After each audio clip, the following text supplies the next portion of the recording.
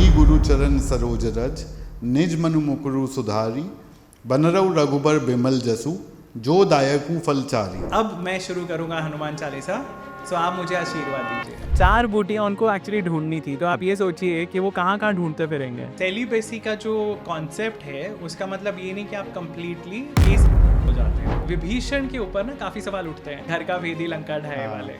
रावण के अगेंस्ट जाके राम जी का साथ दिया, क्योंकि जो रावण कर रहा था वो धर्म नहीं, he was a serial rapist. क्यों हनुमान जी का नाम हनुमान पड़ा? क्या हनुमान जी उड़ सकते हैं? जब वो उन्होंने छलांग लगाई सूर्य तक पहुंचने के लिए, तब क्या कर रहे थे? तब वो तैर तो नहीं रहे थे। ऐसा क्या हुआ तुलसीदास जी की लाइफ में कि उन्होंने हनुमान चालीसा जब लिखा? थाईलैंड, इंडोनेशिया, मलेशिया, श्रीलंका और इंडिया, 5 जगह मान्यता ये है कि हनुमान जी का फुटप्रिंट है। अगर आपको फेथ है तो है, और जो उनका कनेक्शन है वो यही है कि वो दोनों।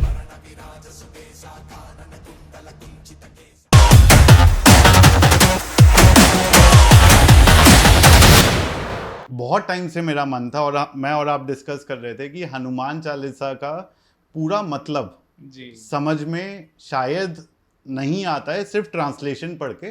तो आराम से बैठ करके स्टोरीज के साथ, उसके पीछे के हिडन मीनिंग के साथ तुलसीदास ने क्यों लिखा हनुमान चालीसा, हनुमान जी की लाइफ का क्या मतलब था, उससे क्या सीख मिलती है हमें, चिरंजीवी क्यों कहते हैं हनुमान जी को, ये सारी की सारी चीजें एक एक चौपाई इस पॉडकास्ट में हम डिस्कस करेंगे, उसका मतलब समझेंगे, उसकी भावना समझेंगे।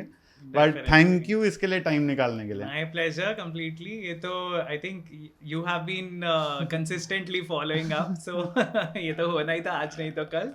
सो thank you for pursuing this, and of course इससे अच्छी डिस्कशन क्या हो सकती है। हाँ, तो सर ये बताओ, सबसे पहले ये समझते हैं कि हनुमान नाम का क्या मतलब है, क्या सिग्निफिकेंस है, क्यों हनुमान जी का नाम हनुमान पड़ा?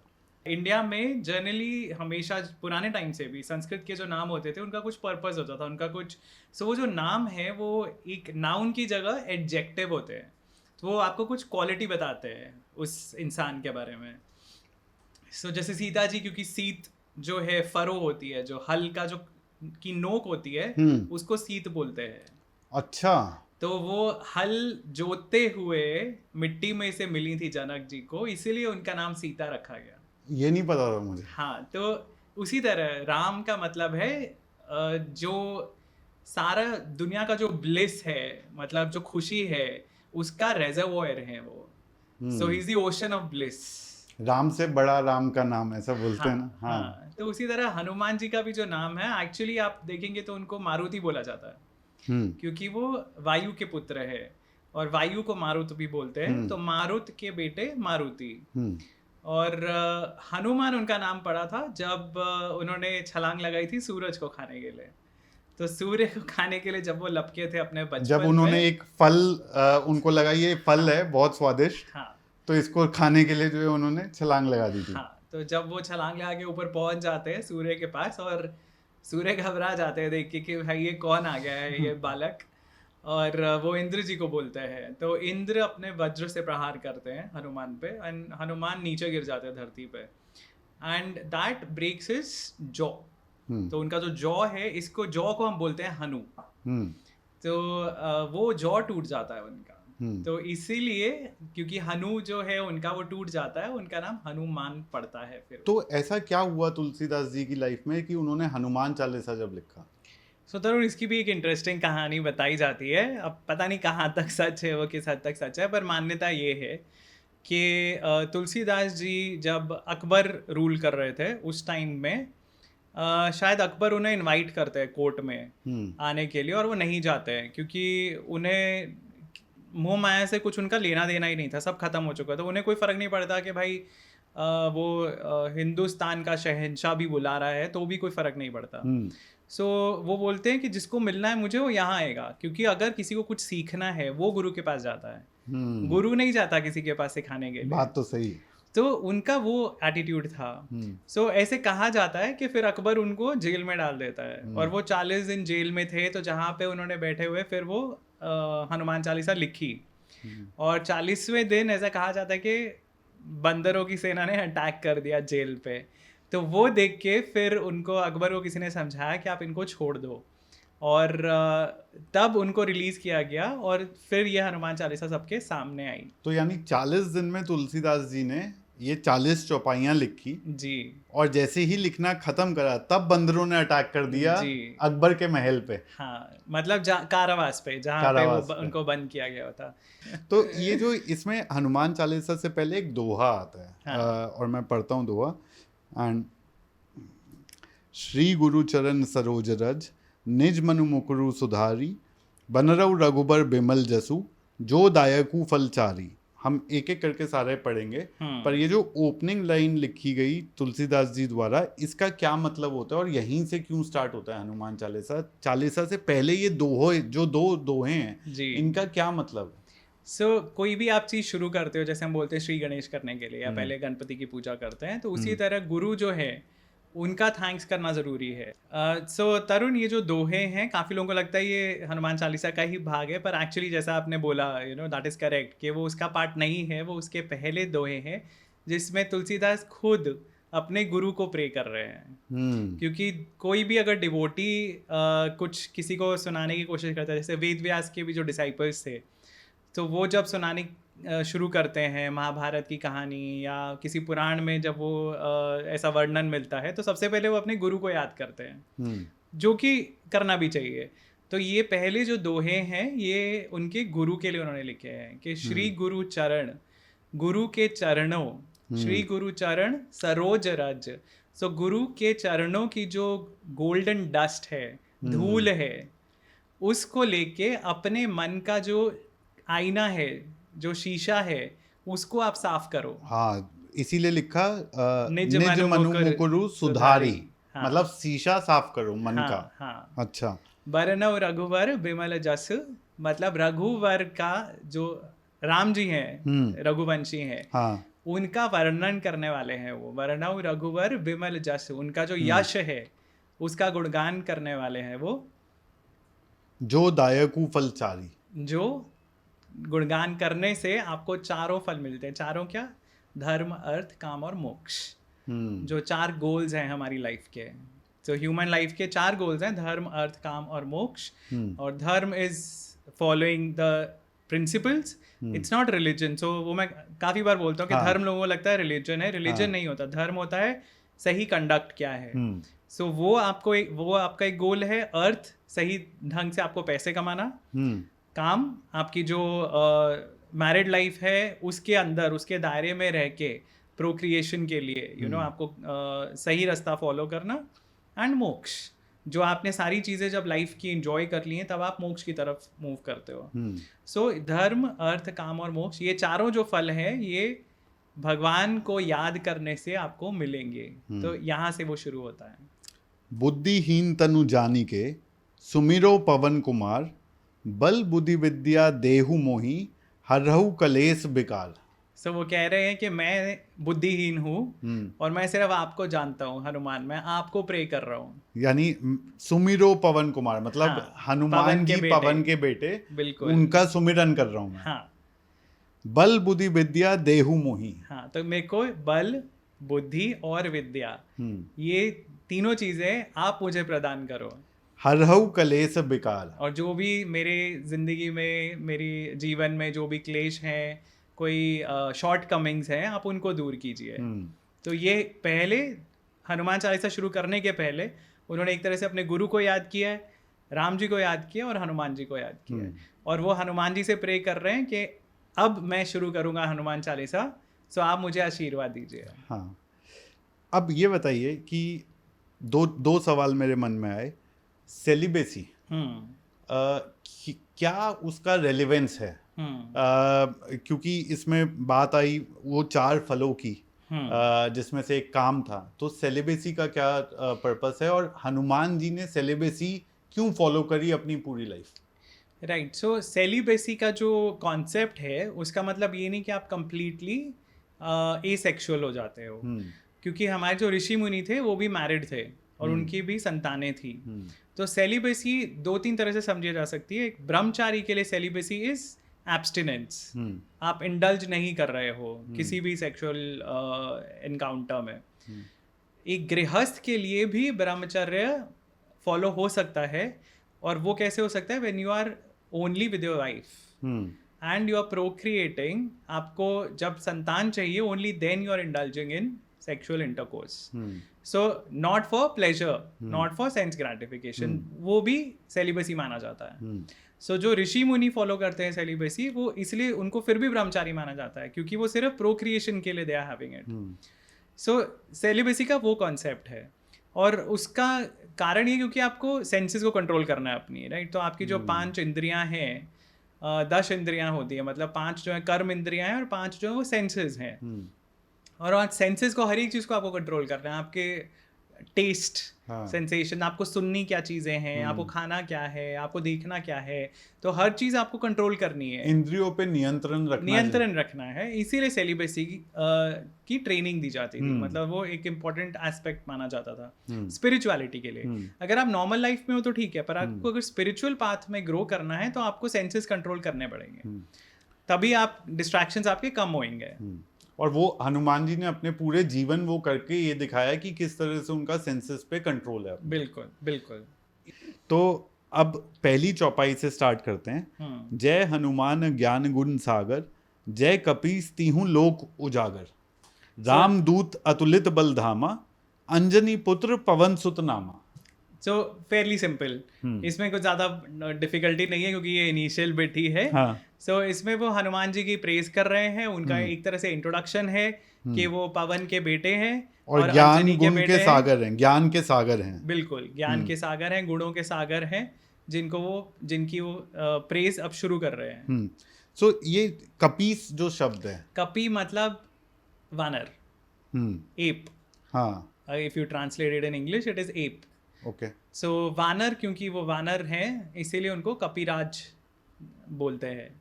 ही इज द किंग ऑफ। इसमें कई जगह ये भी कहा गया है कि जो उनकी ट्राइब थी, उस ट्राइब का नाम कपी था। ये सही है बात? ऐसा कहीं नहीं है, ऐसा कहीं लिखा नहीं हुआ है। अब काफ़ी सारे ना मॉडर्न इंटरप्रिटेशंस आ गए हैं इन चीज़ों के। लेकिन आप ओरिजिनल वाल्मीकि रामायण पढ़ेंगे तो उसमें क्लियरली है कि वो वानर हैं। अब वानर को आपको कैसे इंटरप्रेट करना है वो अलग चीज़ है। आप वानर को बोल सकते, और ऑफ कोर्स वानर उन्हीं को बोलते थे जो वन में रहते थे। तो वन में रहने वाले जो नर हैं उनको वानर बोलते थे। सो काफी लोग बोलते हैं कि ये सिर्फ फॉरेस्ट ट्राइब्स होंगे, नॉर्मल ह्यूमन बीइंग्स ही थे बट ट्राइबल्स थे। पर वाल्मीकि रामायण में वैसा नहीं है। मतलब पर ऐसा बहुत लोग बोलते हैं कि वाल्मीकि रामायण में जैसे क्या उसमें ये लिखा गया है कि उनकी टेल थी, क्योंकि टेल जो है, पूंछ जो है हनुमान जी की, उसके ऊपर एटलीस्ट हमने जो रामायण देखी, उससे तो उन्होंने पूरी लंका जला दी। बिल्कुल। लेकिन काफी लोग ये कहते हैं कि शायद उनकी टेल नहीं थी, और या फिर ये जंगल ट्राइब्स थे, बट ऐसा नहीं था कि उनकी सच में ही पूंछ थी या सच में ही उनका जो है जॉ अलग था। नहीं, पर क्यों फिर, मतलब अलग क्यों लिखेंगे Valmiki? The question, simple question is that आपको जस्टिफाई करने के लिए आप कुछ भी इंटरप्रिटेशन निकाल सकते हो, बट जैसा वाल्मीकि ने क्लियरली मेंशन किया है, they had super human strength. वो बड़े बड़े वृक्ष उखाड़ सकते थे। कौन सा नॉर्मल इंसान एक पूरा वृक्ष उखाड़ सकता है, आप बताइए। वो पहाड़ों को तोड़ देते थे, बड़े बड़े बोल्डर्स उठा के लड़ते थे। और जो पूरी लड़ाई हुई है रावण की सेना के साथ, तो पूरी वानर सेना ने वेपन्स हार्डली यूज़ किए हैं। वो पत्थरों से, अपने क्लॉज से पेड़ों को उखाड़ के उसी तरह से उन्होंने लड़ाई की है। सो इतनी स्ट्रेंथ अगर उनमें थी तो they were not simple humans, tribals. वो साइज में भी बड़े थे, उनकी फिजिकल एबिलिटी भी ज़्यादा थी, और पूंछ तो उनकी मेंशन है ही। यानी संस्कृत में लिखा हुआ है। बिल्कुल बिल्कुल। तो उसकी जो अब मतलब जो उनकी भाषा थी वो भी थोड़ी अलग थी, क्योंकि जब पहली बार हनुमान जी देखते हैं, सुग्रीव जब देखते हैं कि 2 राजकुमार हैं, शस्त्र लिए हुए चल रहे हैं, उन्हें नहीं पता था कि राजकुमार हैं, पर उन्हें ये लगता है कि वॉरियर्स हैं, और वो घबरा जाते हैं क्योंकि सुग्रीव एग्जाइल में थे, और वो हनुमान को बोलते हैं चेक करने के लिए कौन आ रहे हैं। तो हनुमान मन में ये सोचते हैं कि मैं इनसे, मतलब जो प्योर संस्कृत है उस भाषा में बात करूंगा, ताकि मैं पता लगा सकूं कि ये है कौन, और ये शहर के रहने वाले लग रहे हैं। सो क्लियरली उनकी थोड़ी लैंग्वेज भी अलग थी, उनके कस्टम्स भी अलग थे। जैसे हम देखते हैं वाली जिस तरह से बिहेव करता है, और जंगल में जैसा होता है ना, माइट इज राइट।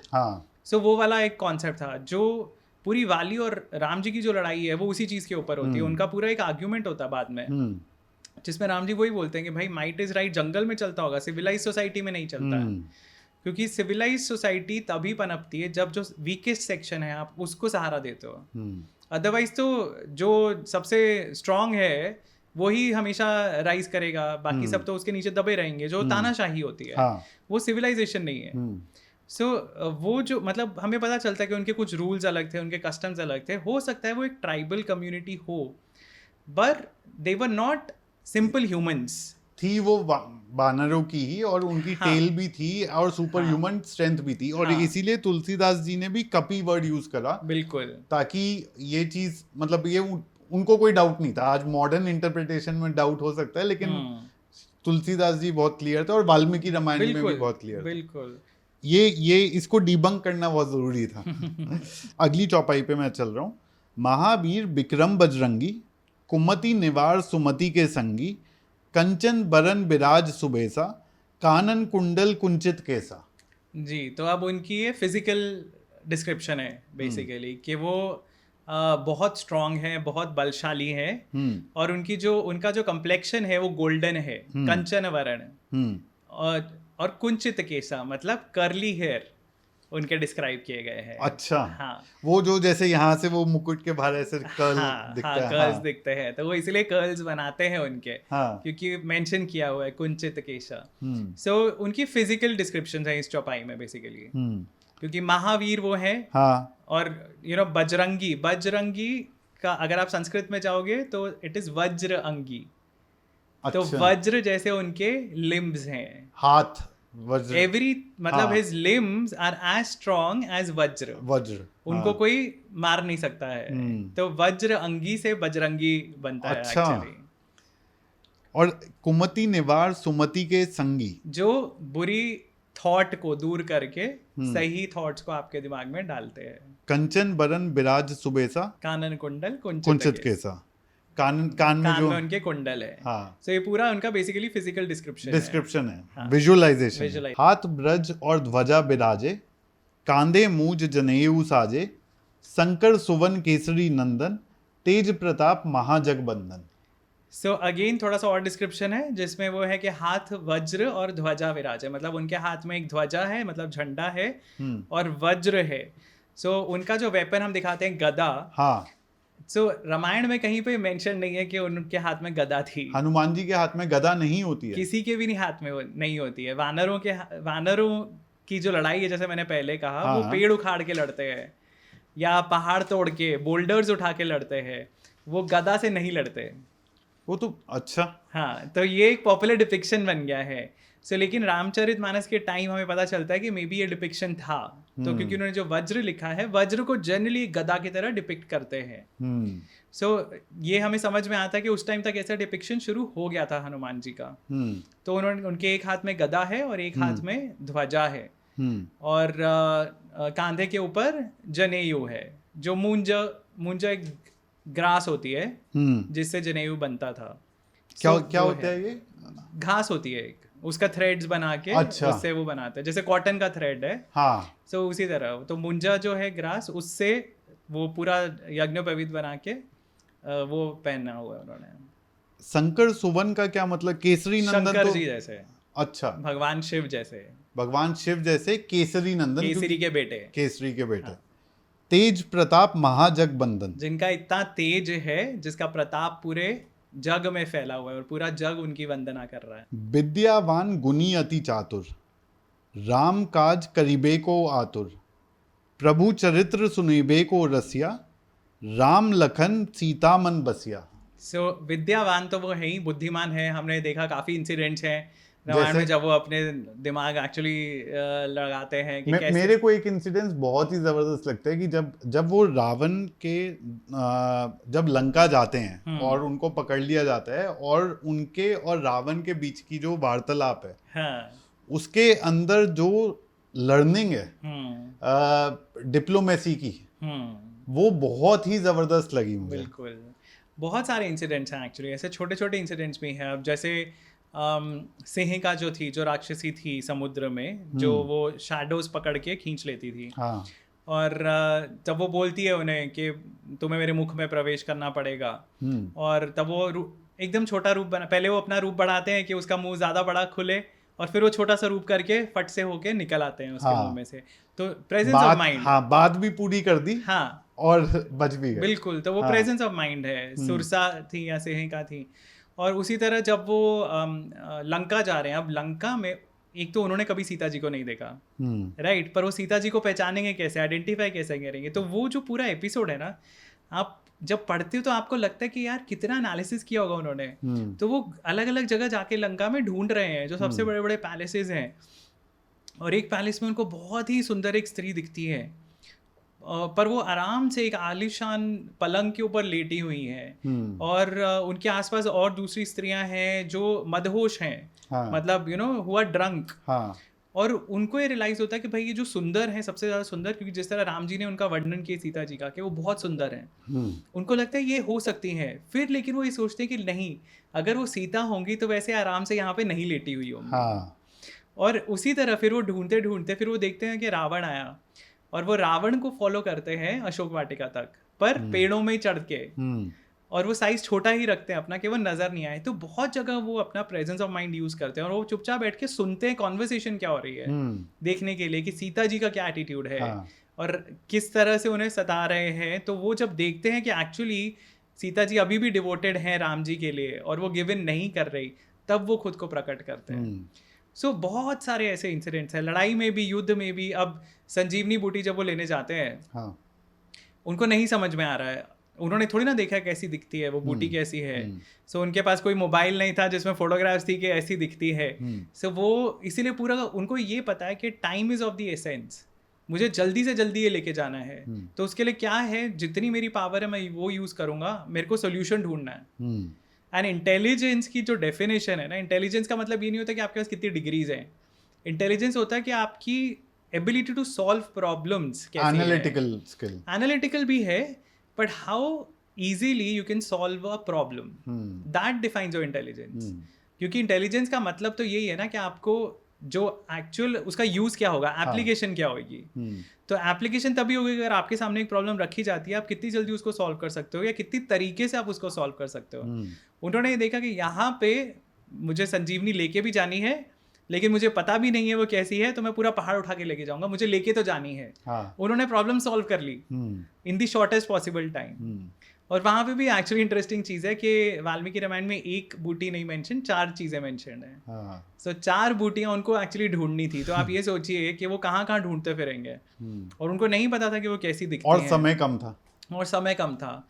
तो वो चारों जो थी बूटियाँ वो अलग अलग चीज़ों के लिए थी। तो संजीवनी जो है वो लिटरली मतलब आपको डेथ के बेड से उठा सकती है, और उसी तरह संधि करनी थी जो जॉइंट्स को जोड़ सकती है। अब वॉर में फ्रैक्चर्स तो होंगे ही, किसी का हाथ टूटेगा, किसी का कुछ भी होगा, वो जोड़ने के लिए भी एक बूटी थी। तो वो भी वो लेकर आए थे। हाँ, तो वो 4 बूटियां थी, तो वो इसलिए पूरा का पूरा पहाड़ उठा के लेके गए। अच्छा, ताकि चारों जो है बूटियां वो सारी इसमें वहां जाकर ढूंढ लेंगे। बिल्कुल, कि जिसको चाहिए, जो भी चाहिए, वो इस पहाड़ पे से उठा के ले जाएंगे। तो और राम काज करीबे को आतुर भी इसीलिए बोला जाता है शायद कि जो राम जी के काज थे या जो काम थे, बिल्कुल, वो उन्होंने सारे पूरे किए, भाग भाग के पूरे किए लिटरली। प्रभु चरित्र सुनीबे को रसिया, इसका क्या मतलब हुआ? जिनको उनको रस आता है, हाँ, उनको प्रभु चरित्र, राम जी की कहानी सुनने में उनको आनंद मिलता है। हाँ। राम लखन सीता मन बसिया, जिनके मन में राम लखन और सीता जी बसे हुए हैं। हाँ। सूक्ष्म रूप धरी सिंह दिखावा, विकट रूप धरी लंक जरावा, भीम रूप धरी असुर सहारे, रामचंद्र के काज सवारे। अब इसमें ना एक जैसे ये शेप शिफ्टिंग की बात आती है, size increase, yes that's the right word, size shifting की बात आती है कि वो साइज छोटा और बड़ा कर सकते थे। इस पे बड़ा डिबेट होता है, स्पेशली आजकल। बहुत लोग ये बोलते हैं कि ये मेटाफोरिक है, ऐसा जो है नहीं कहीं पर क्लियरली लिखा हुआ है। जबकि जब मैं हनुमान चालीसा पढ़ रहा हूँ तो इतना तो मैं भी समझ पा रहा हूँ कि सूक्ष्म रूप मतलब छोटा, माइन्यूट रूप, एंड विकट रूप मतलब बड़ा। बिल्कुल, सूक्ष्म रूप धरी सिंह ही दिखावा, इसका क्या मतलब हुआ? तो जब वो सीता जी को ढूंढ रहे थे तब उन्होंने जो बिल्कुल अभी हमने जो डिस्कशन किया, तो उन्होंने अपना फॉर्म छोटा करके वो ढूंढ रहे थे ताकि वो डिटेक्ट ना हो सके। हाँ, और जब उन्होंने लंका जलाई तब उन्होंने अपना रूप बड़ा कर लिया और टेल भी बड़ी, ताकि मैक्सिमम डिस्ट्रक्शन कर सके। हाँ।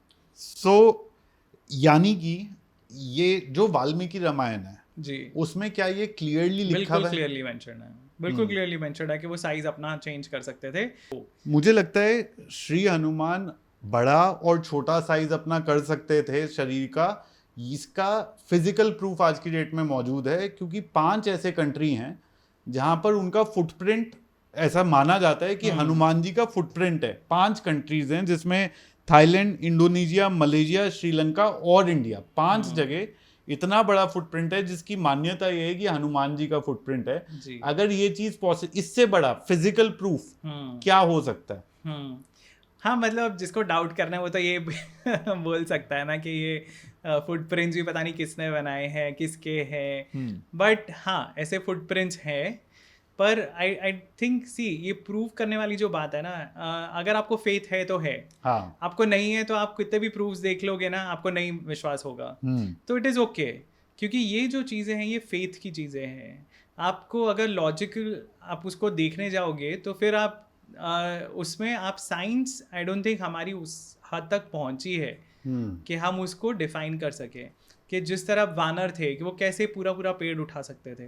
डेफिनेटली उनका साइज बड़ा था ना, तो उनका फुटप्रिंट भी बड़ा होगा।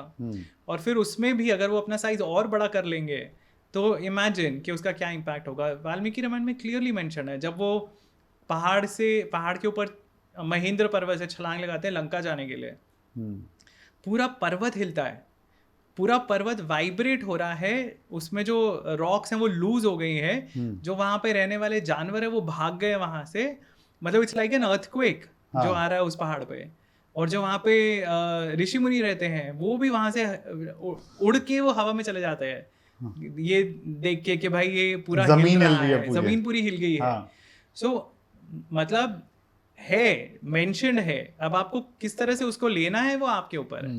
बट ये क्लियरली मेंशन, हम ये नहीं बोल सकते कि ये सारी जो चीज़ें हैं ये एग्जैजरेशंस हैं, क्योंकि वाल्मीकि रामायण में उन्होंने बहुत ही ज़्यादा हिस्टोरिकल तरीके से लिखी है।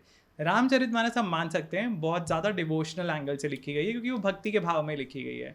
But Valmiki Ramayana is a historical, it is called also itihasa. बिल्कुल। सो महाभारत और रामायण ही इतिहास में मानी जाती हैं हमारे। सो उसमें अगर चीज़ कुछ मेंशन्ड है उसका कुछ ना कुछ बेसिस तो ज़रूर है। ये भीम रूप धरी असुर सहारे, भीम का रेफरेंस क्यों तुलसीदास जी ने लिया है? इसका क्या लॉजिक है? क्योंकि एक तो भीम बहुत बाद में हनुमान जी के हुए थे, भीम की तुलना कभी हनुमान जी से करी नहीं गई थी। और दो इसमें कहानियां भी आती है। एक तो ये बोला जाता है कहीं कहीं जगह पे कि भीम जो थे वो हनुमान जी के ही स्वरूप थे। दूसरा एक महाभारत में इंसिडेंस भी आता है जहां पर हनुमान जी भेष बदल के आराम कर रहे होते हैं और उनकी पूंछ रास्ते में होती है और भीम जाते हैं, कहते हैं मैं लांगूंगा नहीं ये पूंछ, आप ये पूंछ हटाओ अपनी, और हनुमान जी मना कर देते हैं जी। और वो कहते हैं तुम इसे उठा करके रख दो साइड में। और भीम अपनी पूरी शक्ति लगा देते हैं पर वो पूंछ उठा नहीं पाते हैं उसको। तो ये भीम रूप धरी असुर सहारे, तो ये रेफरेंस तुलसीदास जी ने क्यों दिया? So, तुलसीदास जी ने भीम का रेफरेंस नहीं दिया एक्चुअली। अच्छा। So Bhim is a Sanskrit word. अच्छा। Bhim also means huge, colossal, gigantic. अच्छा, तो वो कोलोसल के उससे भीम का भी नाम पड़ गया। बिल्कुल। हाँ। और जो उनका कनेक्शन है वो यही है कि वो दोनों वायुपुत्र है। अच्छा। तो वो दोनों ही, भीम भी वायु के पुत्र है ना, तो वो दोनों एक तरह से भाई है। अच्छा। तो जो वो इंसिडेंट है उनका, that is the ultimate crossover. जो मार्वल वर्सेस डीसी हम क्रॉसओवर की बात करते हैं, महाभारत एंड रामायण का क्रॉसओवर है ये इंसिडेंट जो आपने बोला, जिसमें आप ऐसा समझिए कि वो एक बड़े भाई है और वो छोटे भाई के साथ मस्ती कर रहे हैं। तो भीम वहां जाते हैं और वो उनकी परीक्षा ले रहे हैं बेसिकली। और पर उस इंसिडेंट में ना और भी बहुत ही सुंदर उसमें नुआंसेस हैं जो आप समझोगे तो आपको लगता है कि भीम का कैरेक्टर कैसा था। क्योंकि भीम एक्चुअली द्रौपदी के लिए कोई फूल ढूंढने जा रहे होते हैं। सो हमेशा वो पांडवों में जब हम बात करते हैं, द्रौपदी की बात करते हैं, तो हम अर्जुन से ज़्यादा रिलेट करते हैं क्योंकि अर्जुन ने जीती थी प्रतियोगिता, राइट। पर Bhim was the most devoted one to Draupadi. Bhim ही बदला लेते हैं, दुशासन को मार के उसकी छाती चीर के उसका खून अपने मुंह तक लगाते हैं। तो Bhima is the most devoted one to Draupadi. और वो उस कहानी में आता है कि एक फूल है स्पेसिफिक, जो फूल वहाँ पे उड़ के आ जाता है और द्रौपदी को वो फूल दिखता है और वो बोलते हैं, पूछती हैं कि कहाँ से आया, और बहुत उनको वो पसंद आता है, तो वो बोलती है मुझे और चाहिए ऐसे। तो उस फूल को ढूंढते ढूंढते वो ऑलमोस्ट अलकापुरी पहुंच जाते हैं, जहाँ कुबेर की राजधानी है, गंधमादन में, हिमालयाज में। तो रास्ते में ये इंसिडेंट होता है कि जब वहाँ पे ये विशाल का वानर है जो अपनी पूंछ के साथ बैठा हुआ है, पर वो बहुत ही वृद्ध कंडीशन में है। तो वो बोलते हैं कि मैं नहीं उठ सकता, मेरे में इतनी ताकत नहीं है, तुम मुझे उठा के या तुम मेरी पूंछ हटा के साइड में कर दो, और वो नहीं हटा पाते। फिर वो हनुमान जी उसको अपना रूप दिखाते हैं भीम को, और तब वो कहते हैं कि मैं प्रसन्न हुआ तुम्हारी पेशेंस से, तुम्हारी उसे, क्योंकि भीम को हमेशा से दिखाते हैं angry, angry young man type, है ना, कि वो हमेशा तैयार रहते थे लड़ने के लिए, पर यहाँ पे वो लड़े नहीं। उन्होंने देखा ये कोई बुजुर्ग है, ये वृद्ध हैं, तो इनसे जेंटली मेरे को डील करना है, और मैं लांगूंगा नहीं तब भी। और मैं लांगूंगा नहीं। तो वो उनको फिर वो वरदान देते हैं, वो उनका आशीर्वाद देते हैं, और वो बोलते हैं कि मुझे बताओ, तुम्हें अगर मेरी हेल्प चाहिए तो मैं एक ही झटके में सारे कौरवों को खत्म कर दूंगा, तुम्हारे दुश्मनों को मैं खत्म कर दूंगा। और भीम का आप देखिए कॉन्फिडेंस, वो भीम बोलता है कि नहीं, हमें इसकी जरूरत नहीं है, हम खुद हैंडल कर सकते हैं। वाह। सो मतलब this is the conversation that they have. और भीम बोलते हैं कि हमें अपने बल पे पूरा भरोसा है, हमें किसी की आवश्यकता नहीं है। तो हनुमान जी और उससे खुश होते हैं, और फिर वो बोलते हैं ठीक है, मैं तुम्हारे रथ की ध्वजा पे रहूंगा। जैसे मतलब बड़े भाई को तभी भी चिंता तो लगी रहती है ना, तो उन्होंने कहा कि मैं जो है अर्जुन के रथ पे विराजमान हो जाऊंगा। और वो सिर्फ रथ पे विराजमान ही नहीं, वो रथ की प्रोटेक्शन करते हैं। और इनफैक्ट वो ये बोलते हैं कि जब तुम्हारे सैनिक गर्जना कर रहे होंगे, मेरी रोअर भी उसमें शामिल होगी, तो उनकी आवाज भी उसमें शामिल होती है। और महाभारत में कई जगह मेंशन है कि उनकी रोर सुन के शत्रु डर जाते हैं, कांप जाते हैं, इतनी उनकी डरावने वाली वो है, आवाज है। तो वो एक सपोर्ट उनको फिर भी देते हैं। तो ये भीम जो है हनुमान चालीसा के वो इंसिडेंस भी आता है कि जब कर्ण तीर चलाते हैं जी, और अर्जुन का रथ सिर्फ 1 फीट पीछे होता है, तो भगवान श्री कृष्ण तारीफ करते हैं, और अर्जुन जब बोलता है कि मैं तो 12 फीट पीछे कर दिया, तो भगवान श्री कृष्ण कहते हैं कि स्वयं जो है हनुमान जी विराजमान है तुम्हारे रथ पे, और मैं विराजमान हूँ तुम्हारे रथ पे, फिर भी कर्ण ने जो है 1 फुट पीछे कर दिया है। मतलब कितनी शक्ति होगी उसमें। बिल्कुल बिल्कुल। पर ये actually I don't think critical edition Mahabharata में ये वाली स्टोरी है, लेकिन हाँ कृष्ण जी प्रेज जरूर करते हैं। बट ये जो इंसिडेंट है कि वो उनके ध्वज पे थे हनुमान जी, वो डेफिनेटली मेंशन है, वो कई जगह मेंशन है महाभारत में। रामचंद्र के काज सवारे, ये तो मतलब इसमें सारी उन्होंने जीवन जो है उसी में निकाल दिया, पर्पस में निकाला है, और उन्हीं की भक्ति में निकाला। लाए संजीवन लखन जी आए, श्री रघुबीर हर्षि उर लाए, रघुपति की नहीं बहुत बड़ाई, तुम मम प्रिय भरत ही संभाई। तो ये जो संजीवनी लेके आए थे, तो उसमें राम जी इतने खुश हो जाते हैं कि वो उनको गले से लगा लेते हैं। उर मतलब हृदय, चेस्ट से मतलब लखन मतलब संजीवनी लाए लखन के लिए, यानी लक्ष्मण के लिए। राम जी ने बहुत गले लगाया खुश होके, और उनको ये कहा कि तुम मेरे लिए भरत के जैसे प्रिय भाई हो। हाँ, अच्छा, इसलिए भरत का रेफरेंस आया। हाँ, कि तुम जैसे भरत मुझे प्रिय है, उसी तरह तुम मुझे प्रिय हो, क्योंकि तुमने लक्ष्मण को बचाया है। भरत और हनुमान जी का भी एक इंसिडेंस आता है। जी जी जी। क्या होता है उसमें?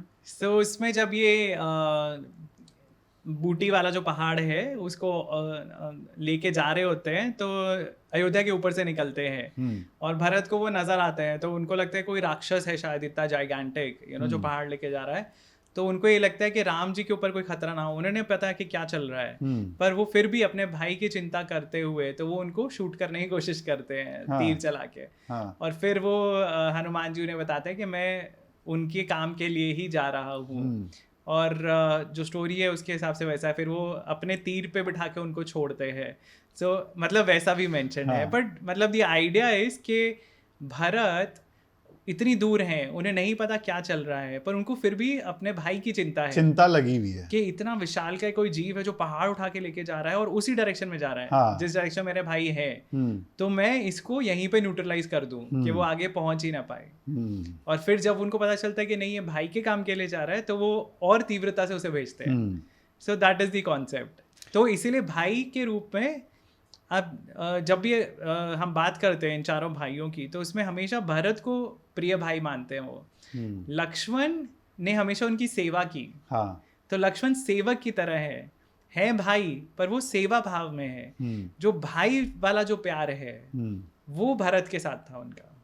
तो इसलिए उन्होंने भरत से कंपेयर किया कि तुम भरत जैसे मेरे भाई हो। अगली चौपाई है, सहस बदन तुम रोजस गावे, अस कही श्रीपति कंठ लगावे, संकादिक ब्रह्मादि मुनीसा, नारद सारद सहित अहिसा।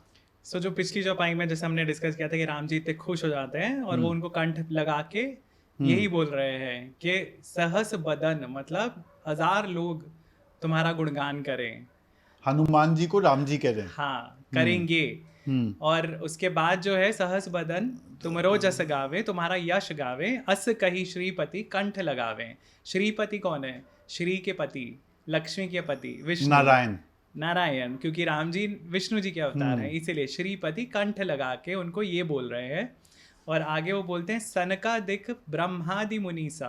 सनक आदि तो ब्रह्मा जी के 4 पुत्र हैं जिनको सनत कुमार कहते हैं, और ये 5 साल के बच्चों के रूप में ही रहते हैं। वो कभी बड़े ही नहीं हुए, होना ही नहीं चाहते, क्योंकि वो प्यूबर्टी की स्टेज में और वो सब उन चीज़ों में दुनियादारी में पढ़ना ही नहीं चाहते।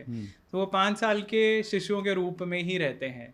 तो सनकादिक ब्रह्मा आदि, सनक आदि ब्रह्मा आदि मुनीसा, जो और मुनि हैं वो सब भी तुम्हारा गुणगान करेंगे। और नारद सारद सहित अहिसा। नारद मुनि भी हमें पता है। हाँ। सारद इज बेसिकली शारदा। तो शारदा मतलब सरस्वती।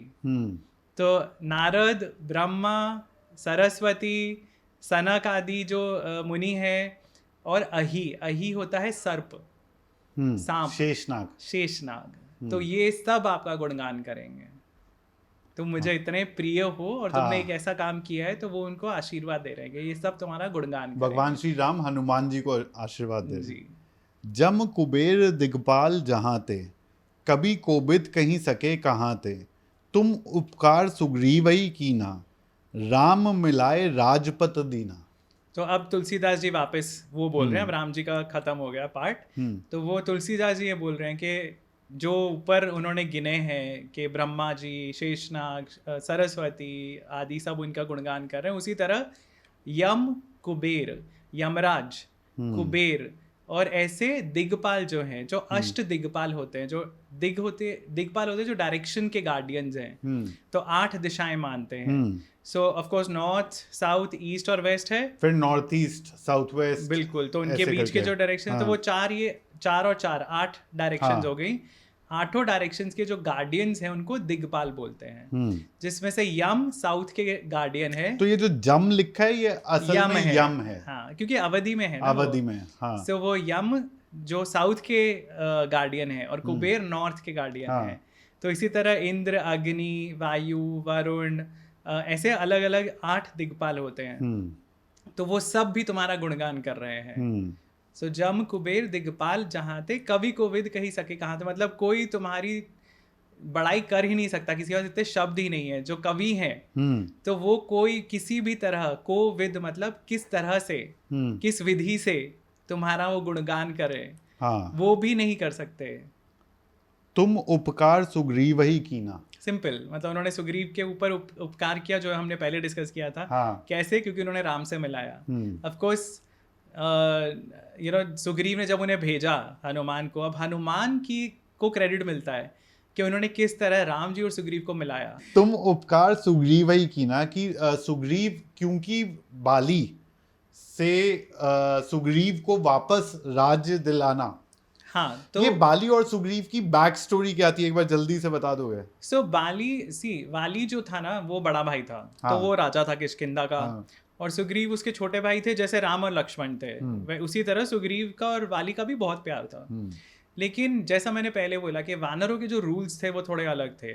और उनकी जो सिविलाइजेशनल वैल्यूज थी वो थोड़ी अलग थी। हाँ सो एक बार ऐसा होता है कि राक्षस है, एक मायावी और दुंदुभी, दो राक्षस होते हैं, उनसे वाली की लड़ाई होती है और वाली बहुत पावरफुल था, राइट। सो वाली ने रावण को भी हराया हुआ है, तो वो बहुत ज़्यादा शक्तिशाली था। सो हरा मतलब वो कहानी है ना कि उसने अपने हाँ, उसने बगल में, बगल में दबा करके चारों चक्कर, एक्चुअली बगल में उसने अपनी पूंछ से बांध के अच्छा चक्कर लिए थे ये रावण लिखा हुआ है के। कि पूंछ से बांध के, हाँ, तो ये एक और प्रूफ है मतलब। हाँ, हाँ, रावण को वो चारों कोनों में ले जाता है वो। हाँ तो वो इतना स्ट्रांग था वाली। तो वाली उस लड़ाई में एक राक्षस के साथ जब उसकी लड़ाई होती है, पहले एक भाई को मारता है और दूसरा जो भाई है वो उसको ललकारते हुए ना, वो उसको पीछा करते हुए वाली एक गुफा में पहुंच जाते हैं और वो गुफा के अंदर उनकी लड़ाई चलती रहती है और वो निकल ही नहीं रहे हैं बाहर। और एक दिन सुग्रीव जो है वो उसके पीछे पीछे भागते हैं और वो वहाँ बाहर खड़े रहते हैं। वाली बोलता है कि बाहर रहो, अंदर आने की जरूरत नहीं, मैं इसको अकेले देख लूंगा, लेकिन अगर मुझे कुछ होता है तो इस गुफा का मुख बंद कर देना, क्योंकि अगर मुझे कुछ हुआ मतलब ये राक्षस मेरे से भी ज्यादा स्ट्रांग है, तो ये बाहर ना निकल जाए, ये बाहर नहीं निकल पाए। सो अंदर जब लड़ाई चले जा रही है, बहुत दिन हो जाते हैं और उसके बाद अंदर से एक आवाज आती है जैसे किसी को मार दिया गया है और खून की धारा बहती है। तो सुग्रीव को लगता है कि ये वाली की आवाज है। हाँ। और वो घबरा के पत्थर से उस गुफा का दरवाजा बंद कर देते हैं। और जब वो वापस जाते हैं किष्किंधा, और वो ही इज नॉट हैप्पी कि मेरे भाई की मृत्यु हुई है, वो जाके बोलते हैं, पर सब लोग उनको जबरदस्ती राजा बना देते हैं कि अब राज्य को तो कोई चाहिए, राइट, किंग चाहिए। जब उनको वो राजा बना देते हैं, इतने में फिर वाली जब वहां से निकल के गुफा का दरवाजा मुश्किल से खोल के अंदर, जब वो सब वो बाहर, और specially after such a long fight, तो उनको टाइम लगता है निकल के आने में, राइट। तो वो जब तक पहुंचते हैं तब तक इसका राज्याभिषेक वगैरह हो चुका होता है और ये राजा बन के सिंहासन पे बैठा होता है सुग्रीव। तो तब उनको बहुत गुस्सा आता है और वो बोलते हैं कि वो विश्वास नहीं करते सुग्रीव पे, और वो बोलते हैं कि तू नहीं चाहता था, तू मेरा सिंहासन चाहता था, इसलिए तूने मुझे अंदर बंद कर दिया। तो ये वो लड़ाई होती है और फिर वो सुग्रीव को वहां से निकाल देता है और सुग्रीव फिर जाके एक ऋषि के आश्रम में छुपते हैं, जिन ऋषि ने पहले वाली को एक श्राप दिया होता है कि तुम मेरे आश्रम में नहीं प्रवेश कर सकते हो। सो वो वहीं पे छुप के रहते हैं, वो और कहीं जा नहीं सकते ऋषिमुख पर्वत पे, क्योंकि और कहीं बाहर जाएंगे तो वाली के जो स्पाइस है वो उनको पकड़ लेंगे। हाँ, तो वाली वहां नहीं आ सकते। हाँ, इसलिए वो मातंग ऋषि का आश्रम है। सो वहां पे रहते हैं और हनुमान उनके प्रोटेक्टर हैं, उनके गार्ड हैं, उनके जनरल हैं। तो वो जब तक हनुमान है तब तक भी उनको सेफ्टी है।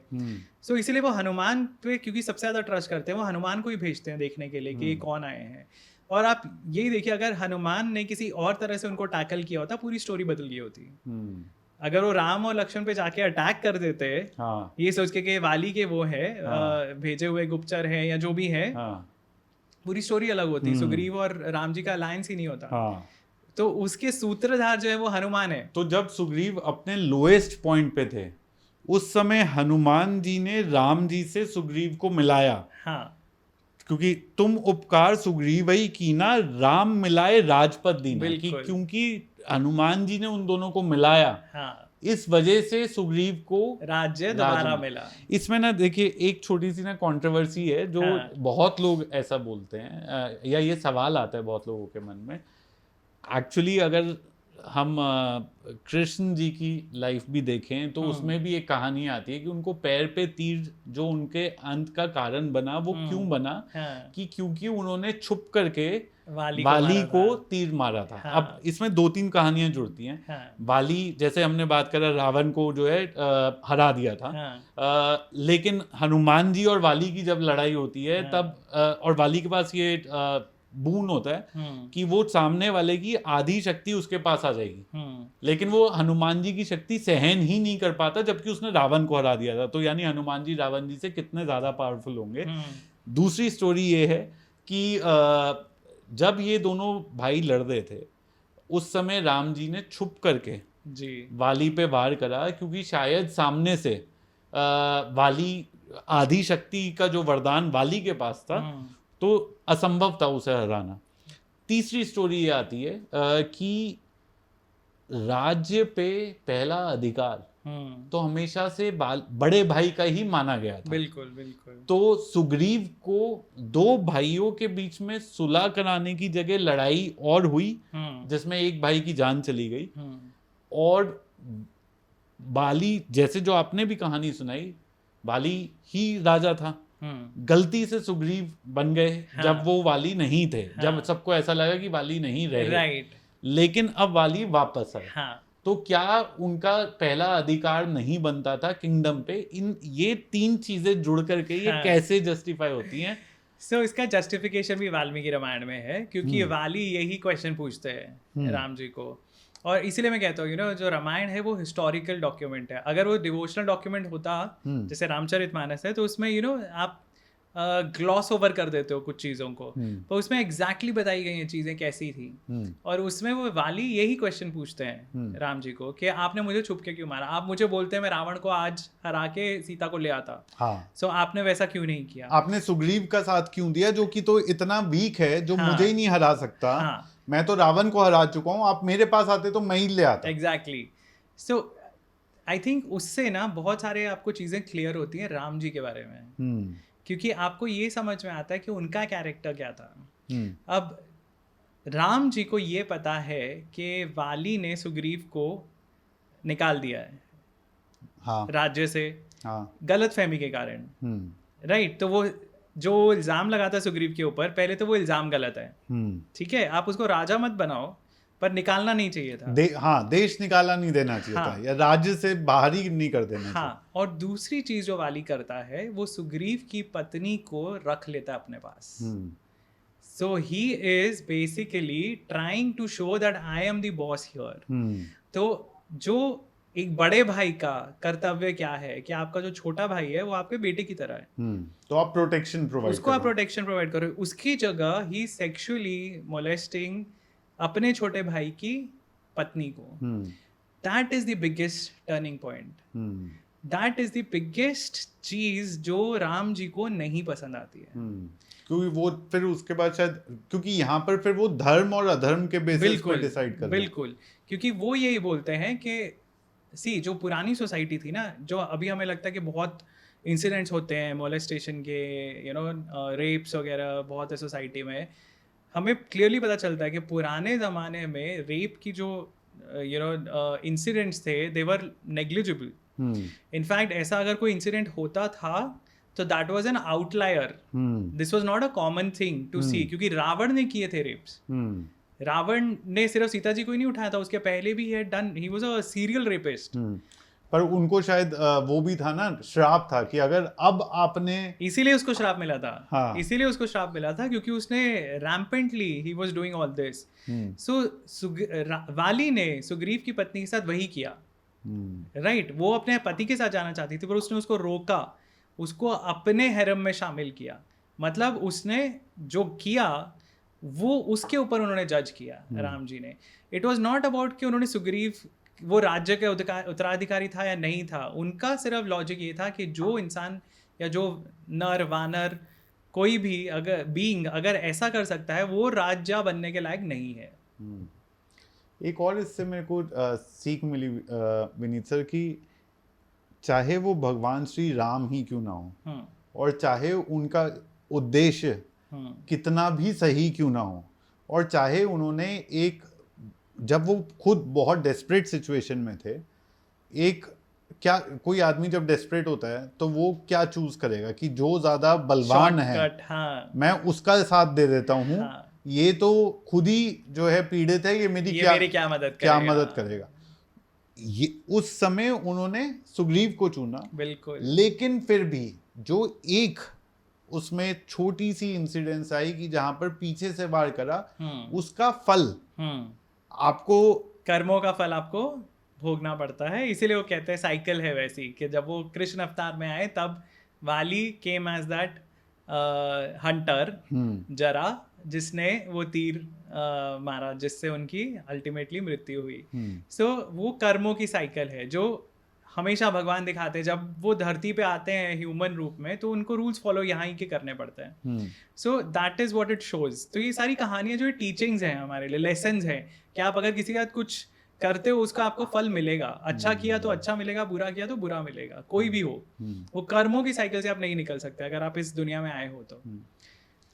ये थोड़ी सी मेरे को ना बहुत फैसिनेट करती है, और शायद आपके पास ये रीज़न होगा इसका। रामायण के बीच में एक इंसिडेंस होता है, वो भी छोटा सा, जब वो तीर चला देते हैं पेड़ के पीछे से भगवान श्री राम। महाभारत के एंड में जब कृष्ण जी के बिल्कुल ही लास्ट डे पे उनका पर्पस हो चुका है पूरा ना, पर्पस सारा पूरा हो चुका है, उस समय वो रेफरेंस रामायण का वापस आता है कि उधर ये हुआ था। हाँ। ये कैसे, ये सारी कहानी जुड़ती कैसे, ये ऐसा कैसे? So, ऐसे एक्चुअली महाभारत में नहीं लिखा हुआ कि ये उसी का पार्ट है, पर again it's a popular belief. पर ऐसी अगर आप स्टोरीज देखने जाएंगे ना तो पुराणों में ऐसी बहुत सारी कहानियां हैं, ऐसी बहुत सारी आपको कहानियां मिलती हैं जिसमें उससे क्लियरली आपको कर्म का कॉन्सेप्ट समझ में आता है। क्योंकि आपने अगर किसी के साथ बुरा किया है ना, वो वापस आप पर आएगा ही किसी ना किसी रूप में। वो इस जन्म में नहीं तो अगले जन्म में, आफ्टर कपल ऑफ लाइव्स, कभी ना कभी, जब तक आपको मोक्ष की प्राप्ति नहीं मिलती आपको वापस भुगतना ही पड़ेगा। तो हम काफ़ी चीज़ें तो देखते हो जो हमें इसी लाइफ में मिल जाती हैं। आपने किसी के साथ बुरा किया और आपके साथ कुछ बुरा हो जाता है, इसी लाइफ में हम देखते हैं ऐसा होता है। आपने किसी के साथ अच्छा किया तो अनएक्सपेक्टेडली आपके साथ कुछ अच्छा भी होता है। और ऐसी बहुत सारी चीज़ें हैं जो मतलब once you start moving on the path of spirituality आपको समझ में आता है कि ये चीज़ें जो हो रही हैं इसका क्या कारण हो सकता है।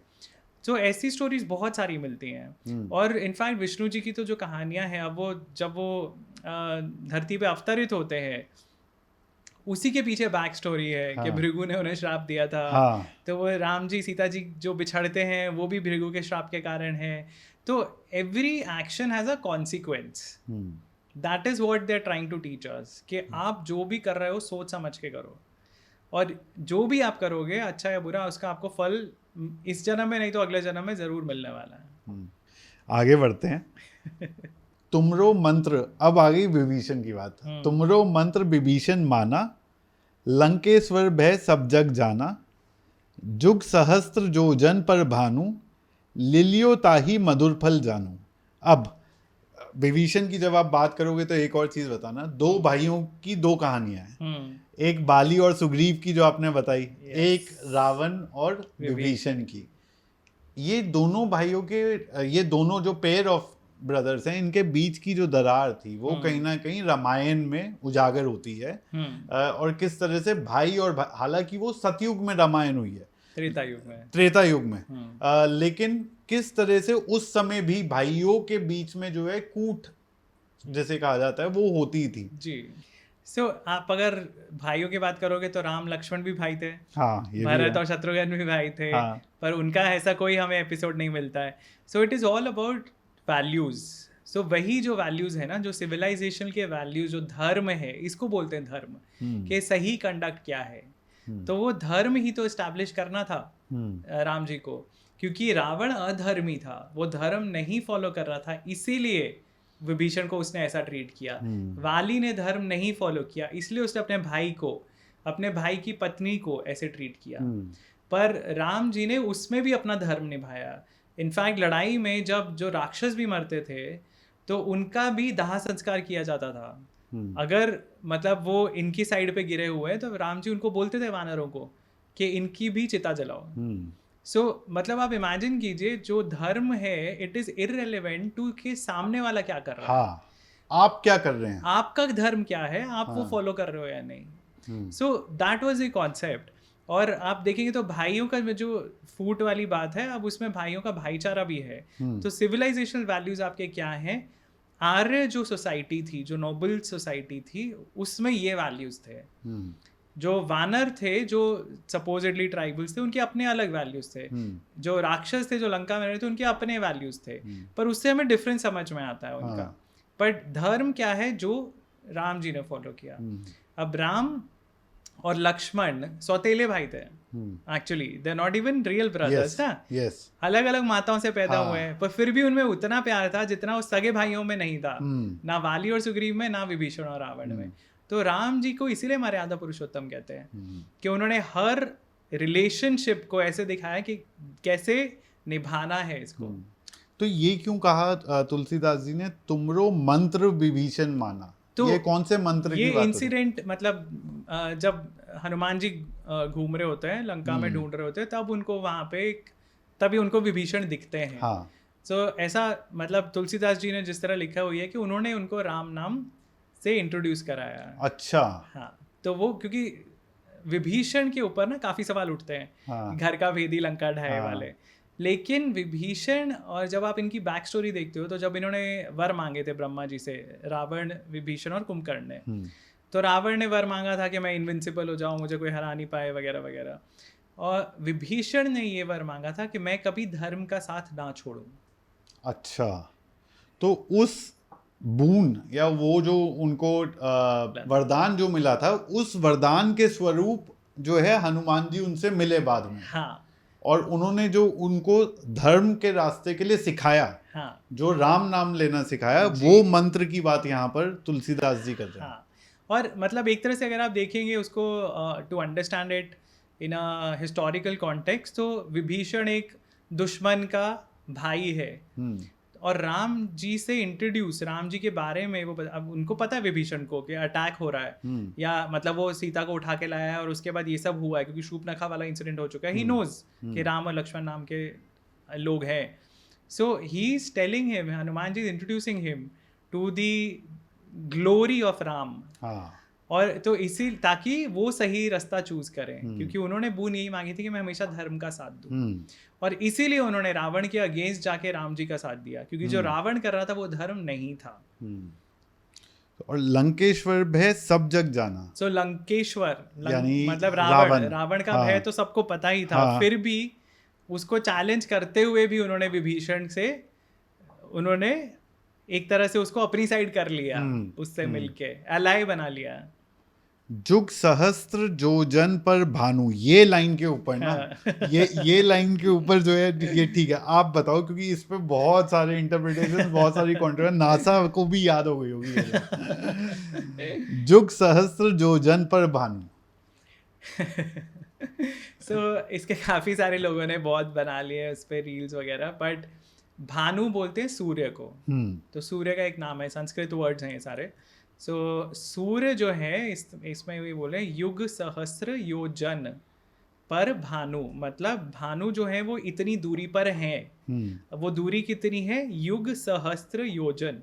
सहस्त्र होता है 1000 और युग जैसे मैंने बोला स्मॉलेस्ट जो युग है वो कलयुग है, और योजन जो है वो डिस्टेंस होता है।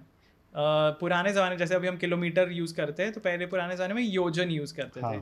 तो वो एक तरह से डिस्टेंस बता रहे हैं कि सूर्य का जो डिस्टेंस है वो कितना दूर था। जितनी उन्होंने छलांग लगाई हनुमान जी ने, वो डिस्टेंस इतना दूर था कि उसमें सहस्र युग आ सकते हैं, इतना दूर। सो इनफैक्ट जो अभी काफ़ी लोगों को ये रियलाइज़ नहीं होता कि हम जब बात करते हैं एस्ट्रोनॉमिकल डिस्टेंसेस की, we talk about light years. So light years is not time, light years is distance.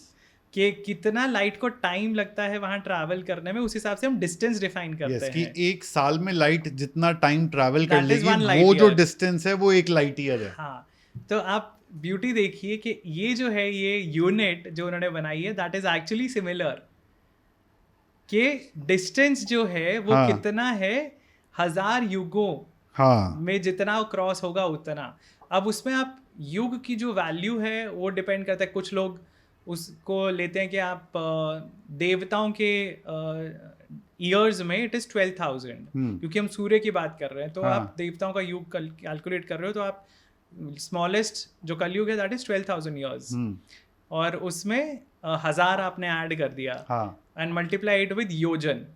तो 1 yojana turns out to be around I think somewhere around 9-10 miles. तो किलोमीटर्स में थोड़ा और होगा, 12 किलोमीटर के हिसाब से जब आप कैलकुलेशन करते हो, that is actually the distance between earth and sun. हाँ, ये जो लाइन है ना, इसके ऊपर नासा को भी याद हो गई होगी ये लाइन अभी तक। ये समझाओ। ये जो है देखिए ऐसा माना जाता है, इंटरप्रिटेशन है ये भी, कि युग सहस्त्र और योजन जो है ये तीनों जो टर्म्स हैं ये एक डिस्टेंस, स्पेसिफिक डिस्टेंस को रेफर कर रही हैं। और वो डिस्टेंस क्या है? जो सूर्य तक की दूरी है, क्योंकि हनुमान ने छलांग लगाई पृथ्वी से और वो सूर्य तक पहुंच गए। अब उसका क्या सिग्निफिकेंस है, क्या है, वो थोड़ा और डीप में जाने की ज़रूरत है। लेकिन सुपरफिशियली अगर हम देखें तो हमें ये पता चलता है कि डिस्टेंस के बारे में बात हो रही है। वो डिस्टेंस क्या है, तो उसमें बोलते हैं युग सहस्र योजन। तो युग क्या होता है, एक जो स्मॉलेस्ट युग जब मैंने बोला तो वो ह्यूमंस के ईयर्स में इट इज़ 4,32,000 ईयर्स, राइट। पर उसी को जब हम देवताओं के ईयर्स में काउंट करते हैं, क्योंकि देवताओं का जो टाइम है वो हमारे से स्लो चलता है। जैसे हमारा एक जो साल है वो देवताओं का एक दिन माना जाता है। सो देवताओं की कैलकुलेशन में स्मॉलेस्ट जो युग है कलयुग, दैट इज़ 12,000 ईयर्स।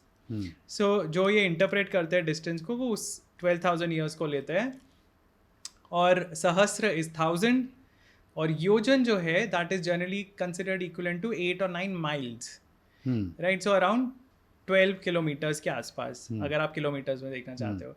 तो अगर आप इन तीनों को मल्टीप्लाई करते हो तो 9 करोड़ 60 लाख माइल्स आता है। राइट। सो रफली this is the distance, approximate distance between earth and sun. और जो मॉडर्न कैलकुलेशंस के हिसाब से भी इट इज रफली अराउंड 9.3 इंस्टेड ऑफ 9.6। वो मुझे लगता है जो मॉडर्न डिस्टेंस है ना, वो कभी ना कभी करेक्ट हो जाएगा और वो 9.6 ही शायद निकले। ये भी अप्रोक्सीमेशंस हैं। देखिए, किसी ने एक्चुअली जाके थोड़ी ना कोई मेजरिंग टेप लेके धरती से सूर्य तक पहुंचा है, पर किसी ने भी। तुलसीदास ने हनुमान चालीसा में जी ये डिस्टेंस लिख दिया जी, जो बहुत बाद में अब नासा ने जो है पता नहीं कितने बिलियंस ऑफ डॉलर्स खर्च करके ये पता लगाया होगा कि कितना डिस्टेंस है अर्थ और सन के बीच में, राइट। सो सिमिलरली जैसा ये जो अब काफ़ी लोगों को सरप्राइजिंग लगती है चीज़ कि यार एस्ट्रोनॉमिकल एक यूनिट उसमें कैसे हो सकती है, या मतलब ऐसा साइंटिफिक एक फैक्ट कैसे हो सकता है, हनुमान चालीसा में ये कैलकुलेशन कैसे ही हो सकती है ना। लेकिन अगर आप पुराने स्क्रिप्चर्स देखेंगे तो उसमें आपको बहुत सारी ऐसी चीज़ें मिलेंगी। अब उसमें से एक एग्जांपल है, जो एक नंबर है 108 उसका। तो 108 जो है उसकी बहुत सिग्निफिकेंस बताई जाती है। हमें बहुत बार मंत्रों का जाप करने के लिए जब बोलते हैं तो 108 बार जाप करने के लिए माला में भी 108 बीट्स होते हैं। बिल्कुल। और हमें कितनी बार जो देवी के नाम है, विष्णु जी के नाम है या शिव जी के नाम है, 108 बार रिपीट करने को बोला जाता है। ऐसा कहा जाता है कि जो वृंदावन में गोपियाँ थी वो 108 थी, या जो आपके शरीर के जो पॉइंट्स हैं, जैसे इसमें आयुर्वेद में या जो सिस्टम्स है कलरीपयट्टू वगैरह, जैसे सिद्ध जो सिस्टम है, सो उनमें भी ऐसा बताया जाता है कि 108 पॉइंट्स हैं, प्रेशर पॉइंट्स हैं आपकी बॉडी के। सो 108 बहुत सिग्निफिकेंट हो जाता है।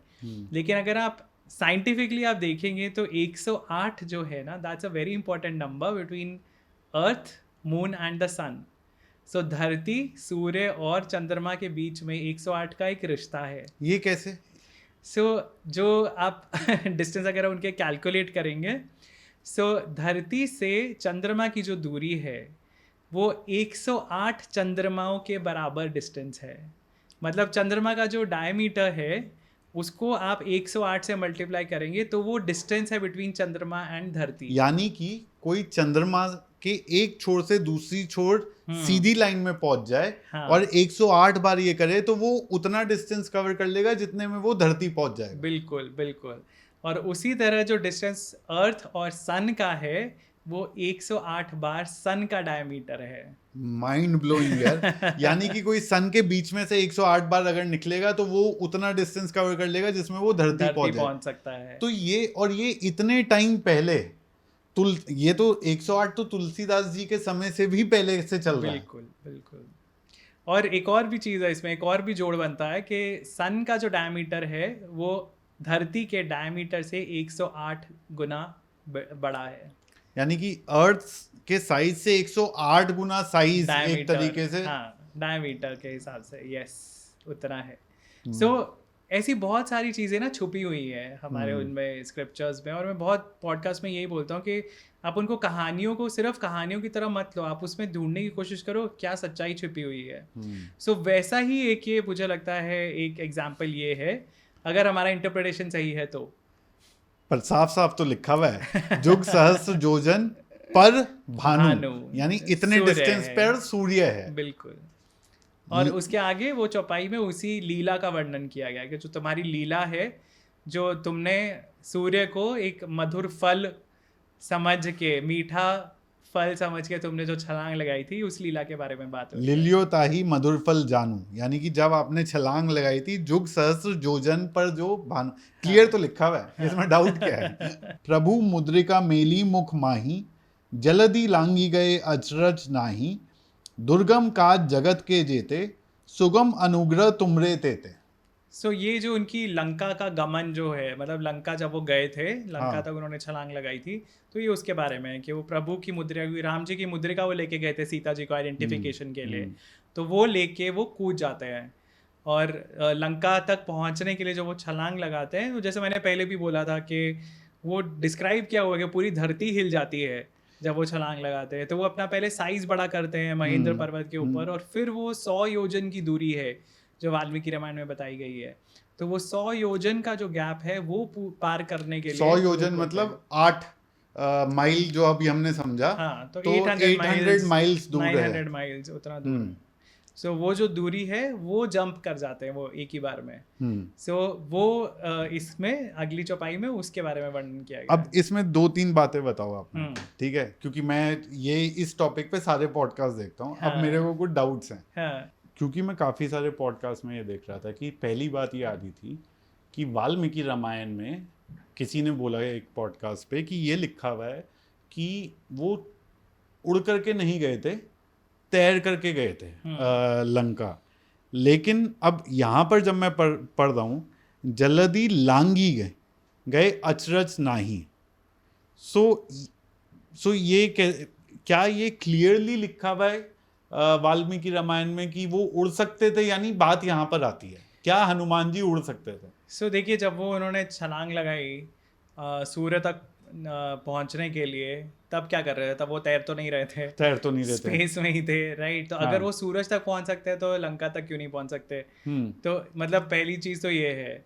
दूसरी चीज, उसमें क्लियरली मेंशन है वाल्मीकि रामायण में कि वो उनको कंपेयर किया गया है उड़ते हुए, जब वो छलांग लगाते हैं और वो इतने पावर से छलांग लगाते हैं, तो he is like literally shooting through the sky, और उनको कंपेयर किया गया है जो आसमान में मेघ हैं, तो जो आकाश में मेघ हैं उनसे कंपेयर किया हुआ है। तो अगर वो पानी में तैर रहे हैं तो फिर मेघों से कंपैरिजन का तो कोई सेंस नहीं बनता, राइट? तो वो डेफिनेटली तैर के नहीं गए, ऐसा कहीं मेंशन नहीं है कि वो और फिर एक बात ये भी आती है कि जब वो संजीवनी बूटी लेने गए थे तो तब तो लैंड था, तब तो पानी नहीं था। बिल्कुल। सो एक इंसिडेंट नहीं है, मल्टीपल इंसिडेंट है जिसमें उनकी वो पावर हमें पता चलती है। लेकिन ये है कि वो जो उनकी पावर्स थी वो भूल चुके थे, जो कहानी है, क्योंकि वो बच्चों में बहुत बदमाशी करते थे और उनको फिर ऋषि श्राप दे देते हैं कि तुम बहुत तोड़फोड़ करते हो, बहुत बदमाश बच्चे हो, तो तुम सब सारी अपनी पावर्स भूल जाओगे। और फिर उनको जाम्बवंत वो याद दिलाते हैं पावर्स, जब वो लंका के छोर पे खड़े हुए होते हैं और सब लोग सोच रहे होते हैं कि इतनी बड़ी दूरी हम कैसे पार करेंगे। सो तब जाम्बवंत उनको बोलते हैं हनुमान को कि तुम क्यों सोच रहे हो, तुम क्यों संकोच में हो, तुम तो कुछ भी कर सकते हो। तुम सिर्फ अपनी पावर्स, तुम्हें याद करने की जरूरत है। सो आई थिंक इसमें भी बहुत सारा सिंबलिज्म है कि एक गाइड का होना, एक मेंटोर का होना, आपको अपनी ट्रू पोटेंशियल जानने के लिए, वो भी कितना ज़रूरी है, जो रोल जाम्बवंत ने वहाँ पे अदा किया। और फिर वो उसको मतलब जिस तरह से वो उनका कॉन्फिडेंस बढ़ाते हैं हनुमान का कि तुम कर सकते हो, तो तुम अपने ऊपर विश्वास करो। तब हनुमान जी वो फर्स्ट टाइम देखते हैं। हम एक्चुअली हनुमान जी का उससे पहले हम वो भी नहीं देखते कि उनका रूप बड़ा हो रहा है या आकार छोटा हो रहा है, बड़ा हो रहा है। वो सब उसी टाइम से शुरू होता है, स्टार्ट होता है जब उनको अपनी पावर्स याद आती हैं। उसके पहले he is behaving in a standard वे। तो ये जो लिखा प्रभु मुद्रिका मेली मुख माही, हाँ, तो मुख में उन्होंने मुद्रिका पकड़ के, हाँ, वो जलदी लांगी गए अचरज नाही, कि उसमें कोई अचंबा नहीं है कि तुमने इतना बड़ा डिस्टेंस कवर कर लिया। दुर्गम का जगत के जेते, यानी जो काम पूरे जग के लिए दुर्गम था, मुश्किल था, क्योंकि और कोई नहीं कर पा रहा था वो, और किसी वानर की हिम्मत भी नहीं हो रही थी लंका जाने की। सुगम अनुग्रह तुमरे तेते, तो वो सारे सुगम हो जाते हैं। सुगम मतलब सिंपल हो जाते हैं अगर सिर्फ तुम्हें अनुग्रह करें तो, तुम्हारे रहते हुए, तुम्हारे होते हुए। अच्छा, तो आपके होने से सारे काम आसान हो जाते हैं। हाँ, तो मेरे भी जो मुश्किल काम है वो आप आसान कर दो।